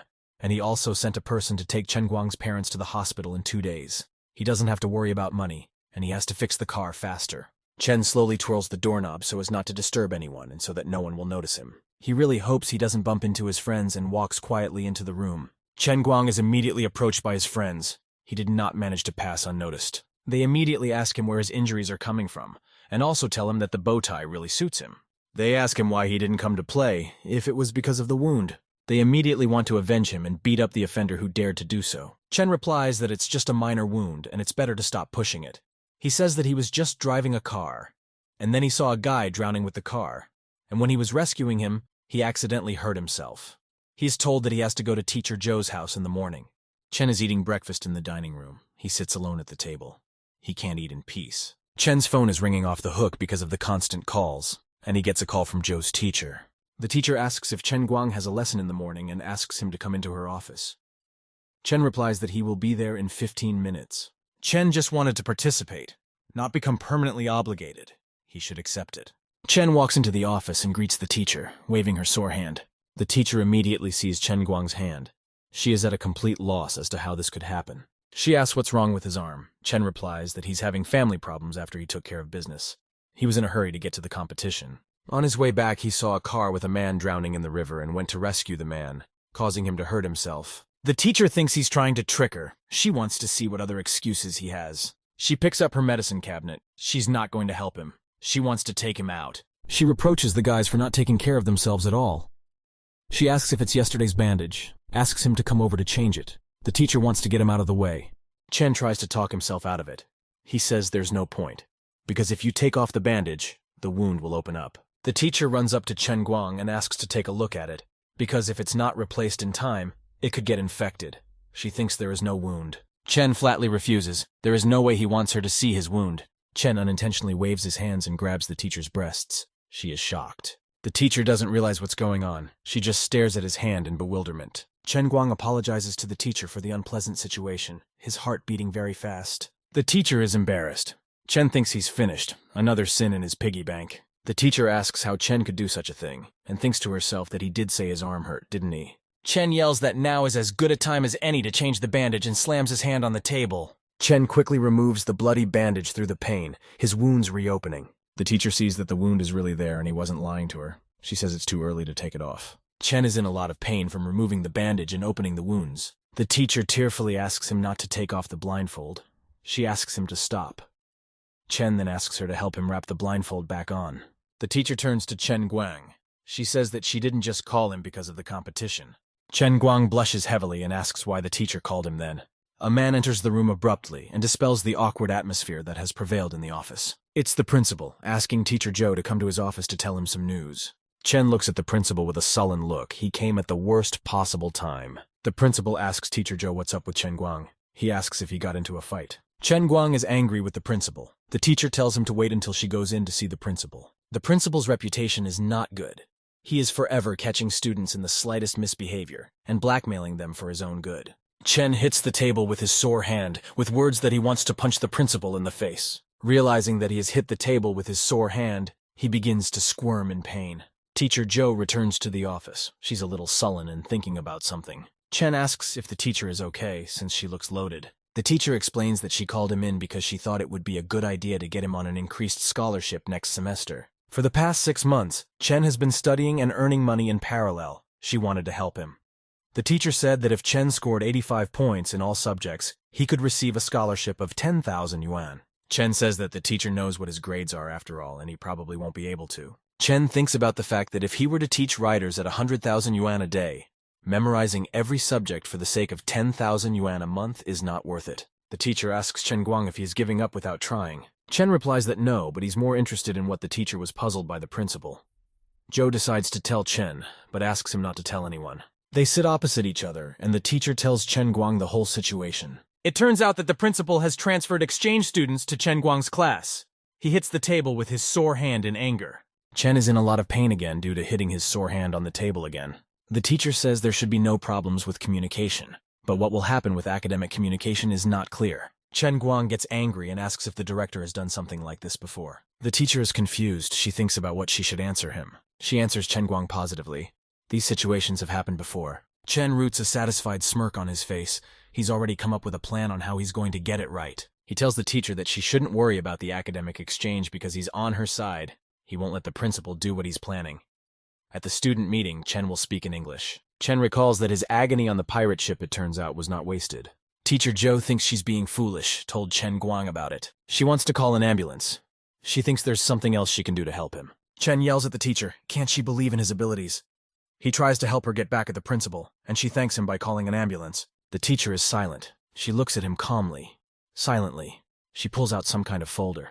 She calmly pulls absolutely all of Chen Guang's English tests out of the folder. The teacher with a calm face shows them to Chen Guang. He failed all the tests. Chen is confused. He asks how she got her test scores and says he can learn everything in 3 days. Chen Guang's classmate looks at him in surprise and can't believe what he told her. She says Chen is the only student who didn't pass the English exam, and he says he will speak English at the student meeting. And Chen confirms it. She says it will be a disgrace and Teacher Joe has gone crazy. Xiao Xun hears the conversation. She yells at her classmates for speaking so poorly of Chen Guang. Xiao Xun asks Chen Guang if he's really confident, to which Chen replies that it's not a problem for him. Chen thinks he will be like a wolf in sheep's clothing, and they will all be shocked. The principal calls Teacher Joe an interesting woman while smoking a cigarette. She let Chen speak at the meeting. the guy who failed all the tests. The principal is happy about this situation, because he will finally have the opportunity to expel Chen Guang from the university. He looks lustfully at the picture of Teacher Zhou on his phone. 4 days afterward, the events are moved to a university dormitory. Chen Guang wakes up as if nothing has happened. He feels some discomfort. He wakes up completely bound. He can't move at all. His friends tell him that they sat up until 5 in the morning preparing papers for his meeting. They were afraid he would get scared and decide to run away. So they tied him up, but Chen doesn't understand why in the shibari style. The friends take Chen Guang in their arms and are going to carry him to the meeting like this. Chen asks to untie him. He also asks that his right arm not be touched, for he is injured. The events are moved to a meeting of exchange students where Chen Guang will be in charge. There are already people in front of the students, chatting with them and laughing. Chen Guang's friends pray for Chen Guang's success. They pray that he becomes a master of English. The director is excited for the big show and Chen Guang's failure before his eyes. Chen walks past him with a nonchalant look. The principal looks at him with a sneer. The director sees that Chen Guang's sheets are inscribed in Chinese. He doesn't understand what he's going to do and how he's going to get out of it. The friends sit around and are very worried about Guang. None of them believe in his abilities except Xiao Sun. Chen prepares himself before beginning his speech. He coughs and gathers his thoughts. Chen Guang recalls a time when he was on a box and communicated in English. He starts reading everything from worksheets that are written in Chinese. He reads in perfect English. The friends are just shocked at what's happening. They can't believe it's Chen Guang. The director doesn't understand how this could be possible. His expectations have been shattered. Chen Guang's speech goes on. He speaks in perfect English and has no intention of stopping. A gray-haired man stands up in the audience and wants to ask him a question. He also speaks in English. He has no problem understanding the question and answering it in the same plain English. Chen Guang's friends don't understand what's going on and how this is possible, since he has always written horribly in English tests. Xiao Sun knew that he would succeed. After all, he had never let her down and she had faith in him. The man who asked the question is shocked. It's like he's talking to a British gentleman. Chen Guang has a medieval European accent. They continue to communicate with the man. He has no problem answering all his questions. Chen thinks that now we can forget about his exams and they should bow down to him. The principal is shocked. He wanted to ruin Teacher Zhou's reputation. He even invited Vice President Han, and it turns out Chen's English is excellent. The vice president says that Chen Guang is a capable guy. He turns to the director, asking for his opinion. The director has to reply, overpowering his pride, that Chen Guang is really good. Chen Guang finished his speech and the events carry over to their classroom, everyone crowded around him. Everyone is standing around Chen Guang. They have tons of questions, and it's like they're about to pounce on him. Chen Guang's friends begin to question him about how he could hide his English abilities from them. He is asked to explain himself, for he made Xiao Xun worry and question her methods. Chen says he just wanted to surprise everyone, since they mocked him when he couldn't pass the test. He says he was afraid to say it because it would be overheard and reported to the principal, and he and Teacher Zhou would have a hard time. Footsteps are heard in the hallway. Chen Guang and his friends don't hear them. They continue to chat. It is Teacher Zhou along with the principal and vice president. They approach Chen Guang's classroom. Chen Guang's friends are shocked that the academic exchange was arranged by the principal. Now they understand why Chen didn't want anyone to know about his English level. Chen tells them to calm down, as they are only students and can't do much. He says that they should protect Teacher Zhou because the principal will try to take revenge. The principal bursts into the classroom and yells at the students for making so much noise. It's a company of Vice President and Teacher Zhou, led by the principal. An awkward atmosphere hung in the air. One could feel as if there was some anger coming from the principal. As soon as Chen Guang's friends see the principal, they immediately become angry. Chen tells them to calm down. He'll take care of everything. He guarantees to put him in a situation where he'll go under. He approaches the principal, explaining that they were just discussing how lucky the exchange students are with the leadership and the principal. The principal says it's really nice, but they were just being very noisy during class. And he himself is thinking about how he can get revenge and outplay Chen Guang. The vice president turns to the director and says he has done a great job. The principal thanks the vice president. The vice president invites Teacher Zhou to join the Little League committee, saying that she is a great teacher and should be given a chance. Teacher Zhou thanks the vice president because it's worth it to get such words from him. Chen thinks that if the teacher gets on the committee, she will no longer be afraid of the principal's intrigues. He goes to the principal and asks how he is, because he doesn't look well. The principal says he's fine, his blood sugar's just low, and he's gonna go. The vice president is surprised, because before that the director said he had a heart condition. In the dining hall assembly, the whole class celebrates Chen Guang's feat. Everyone is proud of him. Chen is unhappy about drinking alcohol, because he is a cab driver and he is not allowed to drink while driving, or before driving. Xiao Xun asks Chen Guang not to offer alcohol to Chen Guang because he's injured and can't have any. She replies that they don't force anyone and she's just like a mommy. Friends have fun with Chen Guang. They make fun of him and strangle him in a friendly way. Teacher Joe is also part of the celebration. She drinks instead of with everyone else. Everyone goes outside and continues to have fun. The celebration continues. Teacher Joe calls out to Chen Guang. She wants to ask him some question. She says it's time for him to change the bandage on his arm, but he says he doesn't need to since it's almost healed. Teacher Joe insists that she must change her blindfold. Chen Guang continues to resist. In fact, he just doesn't want to be alone with the teacher. Chen Guang notices a cab nearby and decides that this is his salvation. He must act quickly. Chen Guang says goodbye to the teacher and asks her to be careful on her way home. She thinks about the fact that all she wanted to do was change his Bing and he got scared. The cab driver asks where Chen Guang is going, and he says Wujing Lake. He thinks that the cab driver saved him and that he needs to go for a walk before going to bed so he can hide from his teacher. Chen Guang arrives at Wujing Lake to take a walk before going to bed. Weather, not a soul outside. Chen Guang hears some sounds as if someone was trying to stop someone. There's a guy running at Chen Guang with a knife. It doesn't look like he's running at Chen Guang specifically. There's a whole bunch of cops chasing the robber, and they're very actively pursuing him. He is caught up by police officer Wu Tong. She yells that he can't run far. She hits the man fleeing from pursuit on the shoulder, causing him to fall to the ground. She asks that no other police officers approach. She wants to deal with him herself. Chen Guang realizes that it is Wu Tong. He is confident that she will cripple the attacker. Wu Tong punches the man in the arm and accurately knocks the knife out of the attacker's hands. The criminal shouts to Chen Guang to hurry up and get out of his way. Wu Tong yells at Chen Guang to move away, because this guy is a very dangerous robber. Chen trips the mugger, and he immediately loses his balance and falls. Chen Guang couldn't let such a pathetic robber get away with it. The robber turns to Chen Guang and says he has memorized his face, warning him that his days are numbered within 3 days. Chen covers his face with his hood and jokingly asks the mugger not to hit him. Wu Tong notices that it is Chen Guang hiding under the hood and is surprised. She asks what he's doing in the middle of the night by the lake, to which Chen asks if they'd believe him if he said he was out for a walk. She doesn't. Chen rebukes her for helping the police and being treated like that. But Wu Tong replies that she's like an older sister to him and she can treat him like that.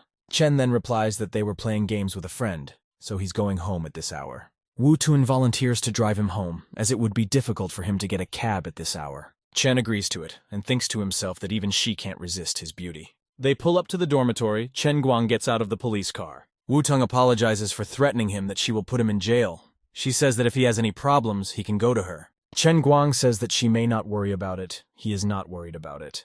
Wu Tong is very confused. She can't understand why she feels this way. Chen approaches the room quietly. The sounds of talking can be heard from the hallway. He hears people outside the door discussing him. Someone is not happy about the girls falling in love with him. They want to pour sulfuric acid on his face. Chen abruptly opens the door and bursts into the room, scaring those inside. Chen is very angry. He is not happy about being discussed by his friends behind his back. He sees his friends who did not expect this turn of events. They say, "Why does he open the door so fast? He's going to wake someone up." Chen Guang says that Shuner sleeps like a dead man. He is not easily awakened. He questions the fact that someone wanted to pour sulfuric acid on him. He wonders if they forgot about his story at the restaurant. He's sharpening his pencil. His friends ask Chen Guang to calm down, for they often say such things, and that he should be careful when sharpening his pencil, for he might hurt his wounded hand that way. Chen tells him to spare them. He asks for a glass of water as an apology. He's actually too lazy to deal with them and just wants to rest. Light once again appears from the mug, and Chen Guang has that familiar feeling again. Chen appears in the middle of the sky, but he doesn't see the goddess. He doesn't realize where she is. He screams and calls for the goddess. He yells with all his might. He shouts to her that he is from here. Chen Guang doesn't understand where the goddess is, since she chose him to free her. He says that apparently he will have to move on his own. A portal appears behind him. The goddess appears. She resents Chen for burying her right away. It took her longer to accumulate magical powers. Chen is happy for her that she is in one piece. He asks what that light is. Chen Guang falls to the ground and resents her for letting him go so abruptly. He looks around and notices that everything looks better than last time, looking more and more like the real world. Chen Guang stands in front of a pile of pencils embedded in the ground. He doesn't understand if the goddess wants to make him a master of intimidating people. Chen sees a stationary knife. Apparently it's another one of the holy worlds inside the mug and it only needs to sharpen pencils. Chen Guang says this test is too situational. After all, it means that the next time he goes to the toilet, he will probably have to start taking a test on his skills in hitting the toilet with a jet. He says it's just pencil sharpening, and it's going to be hard to screw up here. It sharpened the first pencil perfectly, so much so that it was like it was glowing. A message appears telling him that he still has 98 points left until the next level. Chen sharpens his pencils further. He has no choice but to sharpen his pencils. One pencil breaks. He gets upset. The pencil crumbles into a bunch of fibers. A message appears saying that 1 point will be deducted for breaking a pencil. Chen Guang resents the fact that he has sharpened so many pencils and is penalized for one broken pencil. He is left with 532 points. No one answers Chen Guang. There is absolute silence all around. He turns around sullenly and says it's okay not to answer him then. Morning comes, Chen Guang already needs to gain 114,000 points before the next level. About 3 months pass and finally Chen Guang finishes the test. Chen Guang lies in the middle of mountains of sharpened pencils, with the thought that now he is unrivaled at this and is finally free. After thinking for a bit, Chen Guang realized that in the 4 activations of the mug, he had already spent a long time inside it, which meant that he was already an 80-year-old grandfather. He realizes that it's getting to the point where the tests are going to get longer and longer. Chen thinks about how the goddess isn't stupid, and she's doing tests. He has nothing to worry about. A very bright yellow glow bursts out of the mug. It bursts out like an explosion. The goddess manages to free herself thanks to Chen Guang sharpening pencils for 3 months. Now the goddess is no longer a prisoner in a mug, but rather a homebody who is not allowed to go outside. Pink glittery threads are released from the mug and spread around the room. They hook up to Chen Guang's phone, and it's like they're connecting to him. Then also such threads fly up to the laptop and connect to it. The goddess says that while she can't keep her cloudy clothes on while at the computer, what could be more important than hanging out online? The phone rings, breaking the morning silence of Chen Guang's sleep. Chen Guang has someone calling his phone, thus disturbing his sleep. It's Wen. She asks Chen Guang why he doesn't come into the library anymore. She thinks he's avoiding her. Chen gets dressed and tells him that they had a meeting with the exchange students. Wen calls him to play at an internet cafe. Chen Guang walks calmly out of the dormitory and sings something to himself. On the way, he meets his friend who asks him where he is going because there are no classes at the university. Chen Guang replies that he is going to an internet cafe with Wen. The friend replies that Wen is incredible, she's very beautiful and also great at video games. They think Chen is also great. Friends follow Chen Guang for company. They want to watch them play. Chen Guang tells them that they will be able to watch the strongest duo in history play. Chen Guang has been practicing for this in the circle. Van asks the guys to hurry up and waves at them. They all instead come to internet cafes and sit down at their computers. Wen and Chen Guang sit at their computers while their friends stand behind them, watching. Chen Guang is dissatisfied with the fact that the game takes a very long time to search. While the game is looking up, he decides to show how he learned to sharpen his pencils. In a split second, it sharpens a pencil to perfection. Chen asks how they're doing. He offers to teach them the art. No one is impressed by it, they just laugh at it and say it's boring. Chen Guang calls them a bunch of ignorant people who don't understand anything about art. The mug stands on the table next to the computer like nothing happened. It shows the goddess lying in complete tranquility. The eyes of the goddess glow red and petals seem to fly from her. Wen and Chen Guang lose in their first game of the day. Wen doesn't understand how this is possible, how she could lose. Chen asks his friends if he had any mistakes. They confirm that there were no mistakes. They start the next game and Chen Guang is confident they will win. Chen Guang is unable to break through the player's armor in any way. They suffer another defeat along with Wen in their second game. Wen is very unhappy that they have lost 2 in a row. Against them, for the second time in a row, they face a very strong opponent that they can't handle. Their opponent has no matches played, and it's a brand new account. And he got caught 2 times in a row against Wen with Chen Guang. Chen Guang says it's better to postpone the game. They'll play next time. He wouldn't want to appeal to the goddess to recoup the lost points. Meanwhile, inside the mug, the goddess sits at her computer. She marvels at what humans have created. She says Chen Guang's mobile internet is so unstable, she finally figured out the mail. Chen Guang and Wen are upset that they lost 2 games. Informal-looking guys walk past them. They look unfriendly. Wen can't understand why they lost. After all, they had a big advantage in both games. One of the guys grabs Wen by the shoulder and roughly stops her. He says she stepped on his foot and she needs to apologize for it. Wen is not in the best of moods. She would be better off not being pissed off after 2 losses. She clenches her fist and looks determined. She says she's going to make him apologize now. She punches the guy grabbing her shoulder right in the face and he passes out. They run off holding the guy in their arms and apologize for his behavior. It's hard for Chen Guang to contain his laughter because the guys dared to molest Wen. The friends cry, for they now realize how much pressure Chen was under all this time. He asks to be treated more respectfully. Wen asks what's wrong. Chen Guang had already seen her in action and wasn't intimidated, not like her friends. She doesn't understand what they are making such a fuss about. Chen recalls how he was on the verge of death when Wen hit him. The friends decide they need to get back to the dormitory right away. Chen Guang tries to leave with them, but Wen says they still need to go to the library. Chen Guang and Wen come to the library all alone.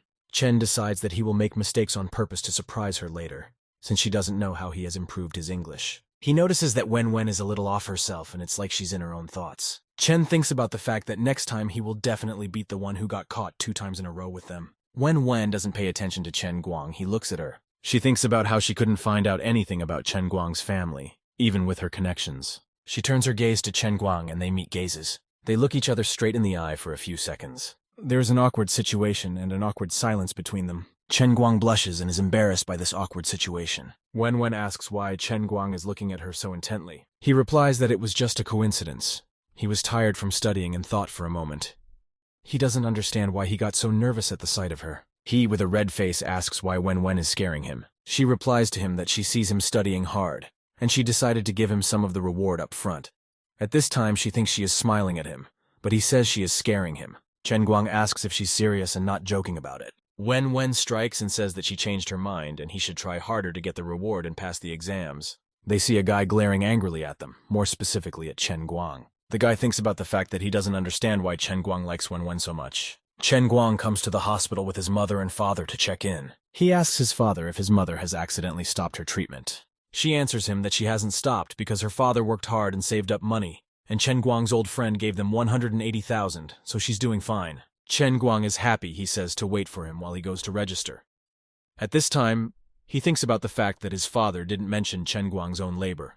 He thinks his father is lying to her. Chen Guang is standing in line, waiting for his turn to admit his mother to the hospital. Chen Guang receives a call. It's his friend Zhu Jifa calling. He asks if Chen Guang's parents are there and if everything is okay. Chen Guang replies that everything is fine and they will be checking in now. Zhu Jifa offers to meet him once he's settled his affairs. Toon turns out to be in the hospital too, which is a good coincidence. She notices Chen Guang first and approaches him, wondering what he's doing here. Chen Guang also notices Wu Tong. He notes the fact that she looks completely different without her uniform. Wu Tong approaches Chen Guang and asks what he is doing at the hospital. He tells her that mom has a health problem and they are about to check in. He asks what she is doing at the hospital. She wishes his mom well and says she's here to check on a friend. She goes off on patrol. Chen Guang says goodbye to her and wonders if she is somehow too kind. The doctor tells Chen Guang something while standing by his mother's bedside. Chen Guang is shocked by the news he was told by his mother's attending physician. It turns out that his mother's attending physician is leaving for medical school and will be replaced by a doctor who has recently returned from there.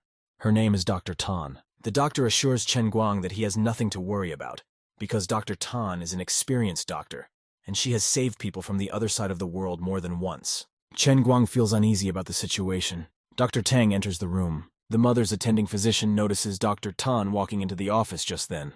Dr. Tang greets everyone in the room and confirms that she will be treating Chen Guang's mother. Chen Guang is surprised that it's the girl he picked up drunk. Dr. Tan knows that Chen Guang is working as a cab driver to pay for his mother's treatment. She looks troubled. She thinks about the fact that she'll have to try her best to dispel Chen Guang's prejudices about her. Chen Guang runs up to the doctor and asks to discuss a matter with her. She says they'd better get out so as not to disturb the others. Chen Guang and Dr. Tang leave the room. They walk a little away from the office. Dr. Tang apologizes to Chen Guang for the situation. Chen Guang tells her that he would like another doctor to treat his mother. Dr. Tan feels uncomfortable about this and is embarrassed about it. She recalls being given entry-level jobs, such as sorting out paperwork in an office. She has also been asked to just change an IV or just watch over a patient. She recalls how she resented being treated like an intern because she was a doctor who had trained abroad and had already worked at the hospital for 2 months. The last thing she remembers is thinking about why she wasn't considered a worthy doctor at the clinic, and how Chen Guang came to pick her up. She tells Chen Guang that she does not agree with his decision, and that she is very aware of his mother's condition. She claims that there is no doctor better than her in this town. Chen Guang resists. He says he doesn't want his mother's life to be in the hands of someone who drinks to the ultimate. Dr. Tang doesn't know what to say to that. Chen Guang continues. He says that his father's friend was cured of the same ailment by Dr. Lu, and he would like him to be the one to treat her. Dr. Tan thinks about how she made a mistake. She shouldn't have ruined her image as a doctor, and it's all her fault. She agrees, but she says that she will assist in the treatment, and she also says that Dr. Lu's services are many times more expensive than hers. Chen Guang thanks her and asks her not to be offended. He offers to take her out to eat as an apology. She thinks he doesn't trust her at all. Chen Guang exhaled calmly. He was now calm and could relax. Dr. Tan refuses. She says she will transfer his mother to Dr. Lu for treatment. If he can't pay for his services, then she will take her back. She feels like kicking him. The next day, Chen Guang also comes to the hospital to see his mother. Next to Chen Guang's mother's bed, Dr. Lu is standing next to Chen Guang's mother's bed. Chen Guang walks over to the net with papers. He goes to Dr. Lu. He asks him to check his mother's labs. Dr. Lu first asks if he's related to her, then agrees to look at her labs. Dr. Lu talks about how it's not clear yet, but a kidney transplant may need to be done soon. He says we can't wait any longer and it's best not to tell the mother. Chen Guang is puzzled, for he thought the drugs would help his mother. He asks the doctor how this is possible, since many people have good results after taking these medications, and it didn't work for her. Dr. Liu explains to him that people have different physiology. He says that once a donor is found, the transplant will be done immediately. He says that Chen Guang better prepare for the upcoming expenses. Chen Guang thanks the doctor while he thinks about why his kidney can't fit his mother. It's a sunny day. Chen Guang went outside to ponder the whole situation. He sits leaning against the wall and remembers that Dr. Tan also said he might have to get a kidney transplant. He doesn't understand why his mother isn't getting better. Chen Guang remembers the goddess and decides to ask her for help. He pulls out a mug and tries to summon the goddess to ask her to help his mother. The goddess listens to his call and decides to help him with it. The goddess flies out of the mug illuminated with golden rays. Chen Guang is happy about it. Chen Guang gets close to the goddess. She says she already knows about his mother and asks him not to come closer. The goddess says she can't help right now. Chen Guang must pass at least 50 tests before she can help his mother in any way. The level of the Holy Grail is too low. Chen Guang is determined. He suggests that the goddess start taking the tests now. The goddess explains that this is impossible, as it is necessary for the Holy Grail to regenerate after each test. She says there is another way to help his mother. Chen says he would do anything for his mother, absolutely any sacrifice. She tells him that there is a world of life in the circle, and if he reaches the top of the world and rings the bell of destiny, he can change his fate. She says that it will be possible to apply this effect to his mother, and the right person will immediately want to give his mother's kidney. How fast it will be depends only on his efforts. Chen Guang is transported to the entrance of the world of life. He can see a huge floating island with a hanging bell. He's looking right at that bell. He's agitated by this situation. For now, Chen Guang doesn't understand what he will need to do in the world of life. He calls out to the goddess and doesn't understand where she could have gone. She replies to him that she can only guide him to enter the world, and once he enters the world, he can't just go back. Chen Guang has to think it over. Chen Guang again says that he is willing to do anything for his mother. The goddess can't figure out if he's that brave or if he's that stupid. The goddess lets him into the world of life with a sharp slap on his back. He falls from the sky and screams. Chen Guang falls from the sky and hits right on the bell of destiny. He thinks about the fact that this bell is quite strange and incomprehensible. He sees a bunch of animals with red eyes that are in one place looking at one point. All of their red eyes seem to be directed at Chen Guang. It looks creepy. The goddess forcibly pulls Chen Guang out of the life world by grabbing him with her hand. Chen Guang doesn't understand what's going on, as he has literally been yanked out of the world. The goddess begins to recite a spell to borrow the power of the bell. She asks the god of this world, the god of chaos, to grant her, the glass goddess, the ray of destiny. Chen Guang looks at it. It's very mesmerizing. He's looking at the goddess's body. The goddess pulls a single ray of fate straight from the bell of destiny. She tells Chen Guang that she, the goddess, has once again saved him. Chen Guang is transported to the ordinary world. He thanks the goddess for having her. He praises her figure. The goddess says he must forget what he saw. Chen says he understands and has already forgotten everything he saw. He thanks the goddess for her help, because he would have had a hard time with the bell of fate. He returns to the hospital to his ailing mother and father. Chen Guang and his father are sitting in the ward. His father asks about his mother's condition. Chen tells him that his mother will be fine. He says that God will help them. Dr. Tang beckons Chen Guang. She wants to talk about something. Chen thinks about the fact that there is likely news about a kidney transplant. Dr. Tang and Chen Guang walk in absolute silence down the hallway. Dr. Tang stops and tells Chen Guang that a patient has appeared willing to donate his organs and the chance of compatibility with his mother is very high. The exact results will be in a few days. Chen Guang is very happy about this. His tears are protruding. He thanks Dr. Tang. Chen Guang wipes a tear from his eye. Now he can be calm for his mother. Dr. Tan says there's nothing to thank her for. She just returned the favor. She says her mother should not tell her mother about it. Also, she reminds her that kidney transplant is an expensive procedure. Chen Guang says the money will be there on time. Father and son sit in complete silence. Chen Guang decided to tell his father from where he took the money. His father doesn't believe the stories about how Chen Guang made so much money. He thinks he's on some rich lady's allowance. Chen Guang doesn't understand what the problem is, because he did as his father asked. He told the truth. Father says they still need 300,000 yuan anyway. He suggests selling uncle's house. Chen Guang is against it. He doesn't want them traveling around in rented apartments. Chen says he'll find the money. He's always relied on his father, and now it's his turn to rely on him. Sister actresses sleep cuddled together, blessed with sunlight. Their phone starts ringing. It's Chen Guang calling them. Shi Wei picks up the phone and tells Yaga that it's Chen Guang calling. Jade snatches the phone from his sister. She wants to talk to him herself. Yeg answers the phone. She asks why he decided to call and what he wanted. Chen Guang asks when they can meet. Yage didn't expect this, but she's glad she doesn't have to broach the subject for a long time. Yage tells Chen Guang that they are abroad now and have everything scheduled a month in advance. She suggests they see each other as soon as they return. Chen Guang is fine with everything. He wishes them a good rest. He expects that a month will be enough time for him to deal with the hospital. He thinks he should make amends for the incident on the mountain road. He exhales calmly. He can be calm about his mother's health again. Guy thinks about how you can't always rely on other people's help.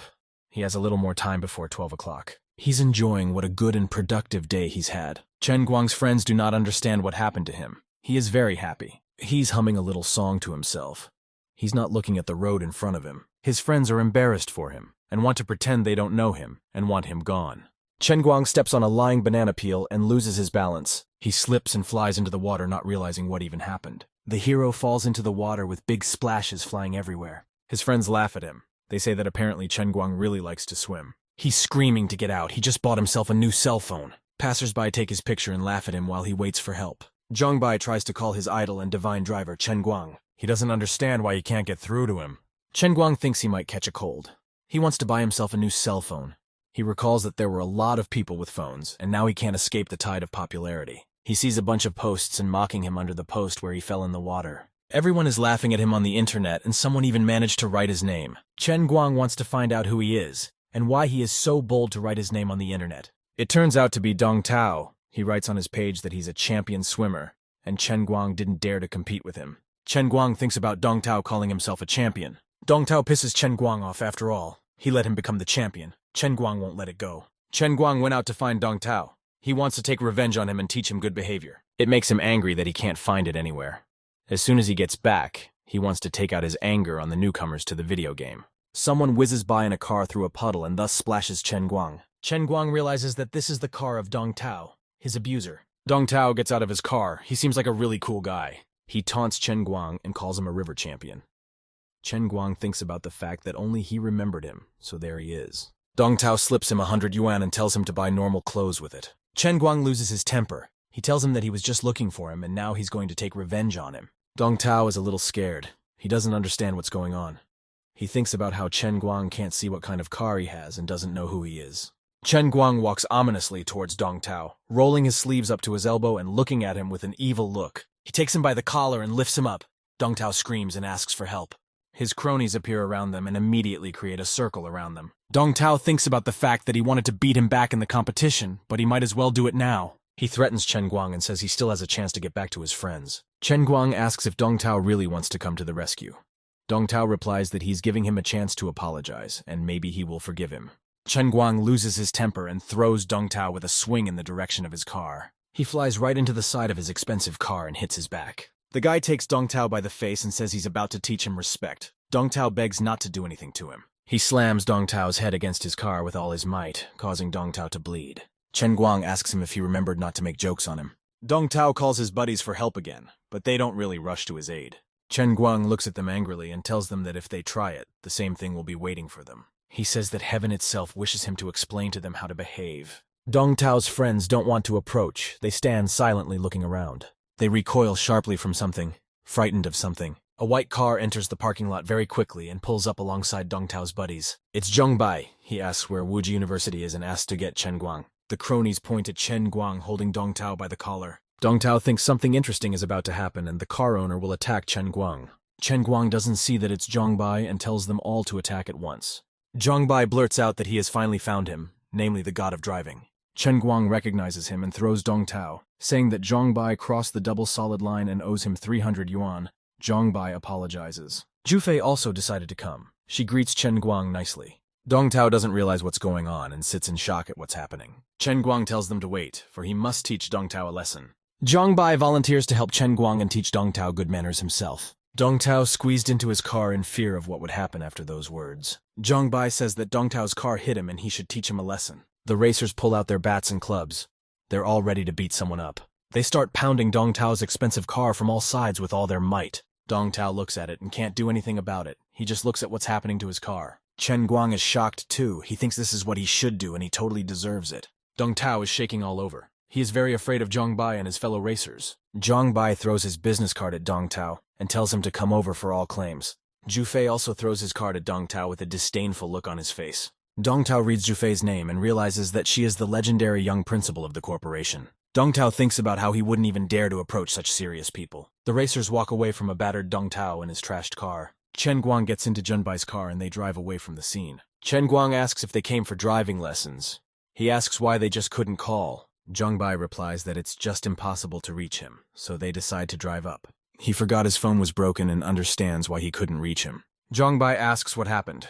Chen Guang says nothing and asks where the 20 people came from since there were fewer of them. Chen Guang thinks about the fact that he must somehow cover up his shameful fall into the river. Zhongbai explains that they wanted to take a few people, but over 100 of them came and he couldn't kick them out, so they had to take 20 people. A bunch of expensive cars are parked at the start of the track on Fengquanshan Mountain. Racers are asking for a quick start. They are eager to learn drifting. Chen Guang thinks about how he's wasted this, since he doesn't even know how to teach them. He beckons Junbai over and tells him to go.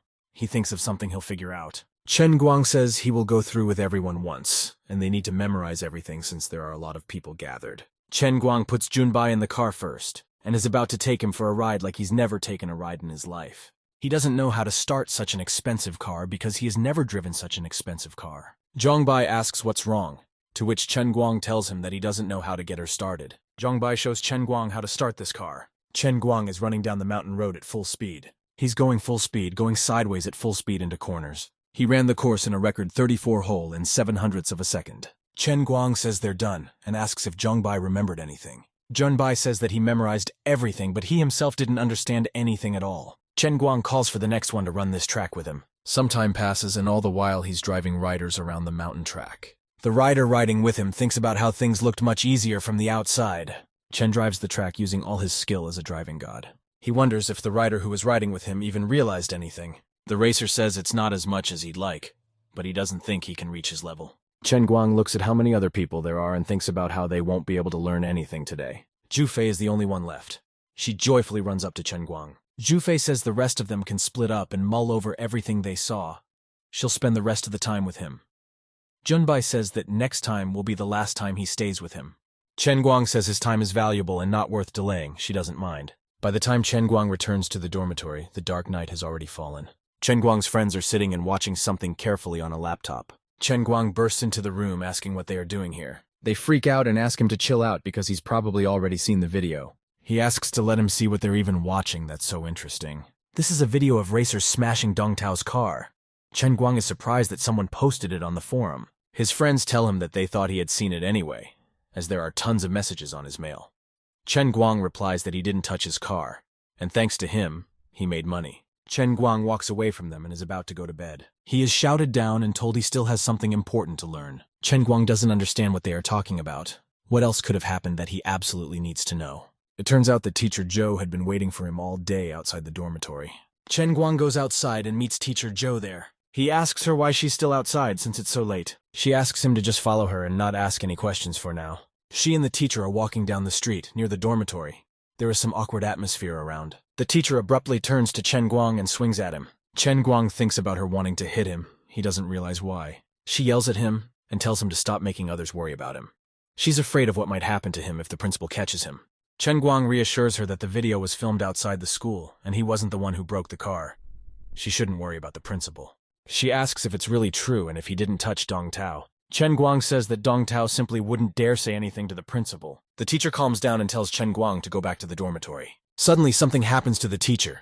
She sees something and abruptly turns around. She trips her foot on a rock and starts to fall to the ground. Chen Guang spreads his hand and moves towards her to catch Teacher Zhou. He catches the teacher, but she rests her breasts on Chen Guang's stomach. Chen Guang's heart begins to beat more frequently, and his pulse rate rises from such a thing. The teacher points to the bushes and says she saw a snake there. There really is a snake lurking in the bushes looking straight at Chen Guang. Chen Guang calms down the teacher by saying that he is about to chase her away.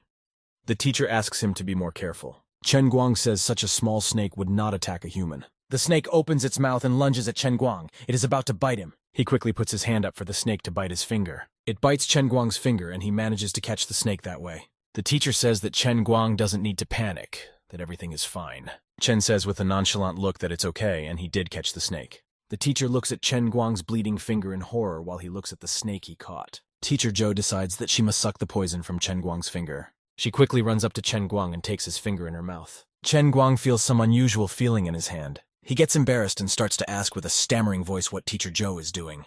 The teacher has taken his injured fingers and is trying to suck the poison out of them. Chen Guang says that this snake is actually of the rat species and it is not poisonous. The embarrassed teacher asks him why he didn't tell her right away. Chen answers that he didn't dare to interrupt her, and besides, he didn't notice her right away. The embarrassed teacher runs away very quickly, leaving Chen Guang alone with himself. The principal enters the classroom, clearly not happy about something, and the vice president and other university administration walks in with him. He shouts to the whole class and calls out to the student Chen Guang. Chen Guang comes out of the crowd and asks why he might have needed him. The principal says that Chen Guang has terrible behavior, that he fights with students and bullies them. Chen Guang asks what else he does, thus pissing off the principal. Xiao Shen gets into their conversation and starts defending Chen Guang. She says the principal must be mistaken because Chen Guang is a diligent student. She says the director should think again before accusing Chen Guang. Dong Tao enters the office with a smirk on his face and says that the university should punish Chen Guang because he has already sent Pan Jian to the hospital. Otherwise, the university will no longer be respected by the public. Xiao Shen says that Dong Tao is talking nonsense because everyone knows what Pan Jian wanted to do to her. Dong Tao says that everyone knows that she likes Chen Guang, and that even before that there were disagreements between Chen Guang and Pan Jian. Lin Jingwei gets into their argument and says that he knows why Pan Jian was beaten up. Chen Guang takes Lin Jingwei by the shoulder and stops him from doing something horrible. He asks him to calm down because there are a lot of teachers looking at them right now. Chen Guang looks angrily at the principal and says that he will go along with him. Dong Tao roots a smirk and fairly walks out of the classroom. The director is excited to have a chance to deal with Chen Guang. Chen Guang's friends volunteer to go with him, as it concerns the whole class. Xiao Shen also says that she will go along with him because she wants to protect him. The vice president reassures Chen Guang and says that the university will make its judgment based on the actual situation, and all he has to do is tell the truth.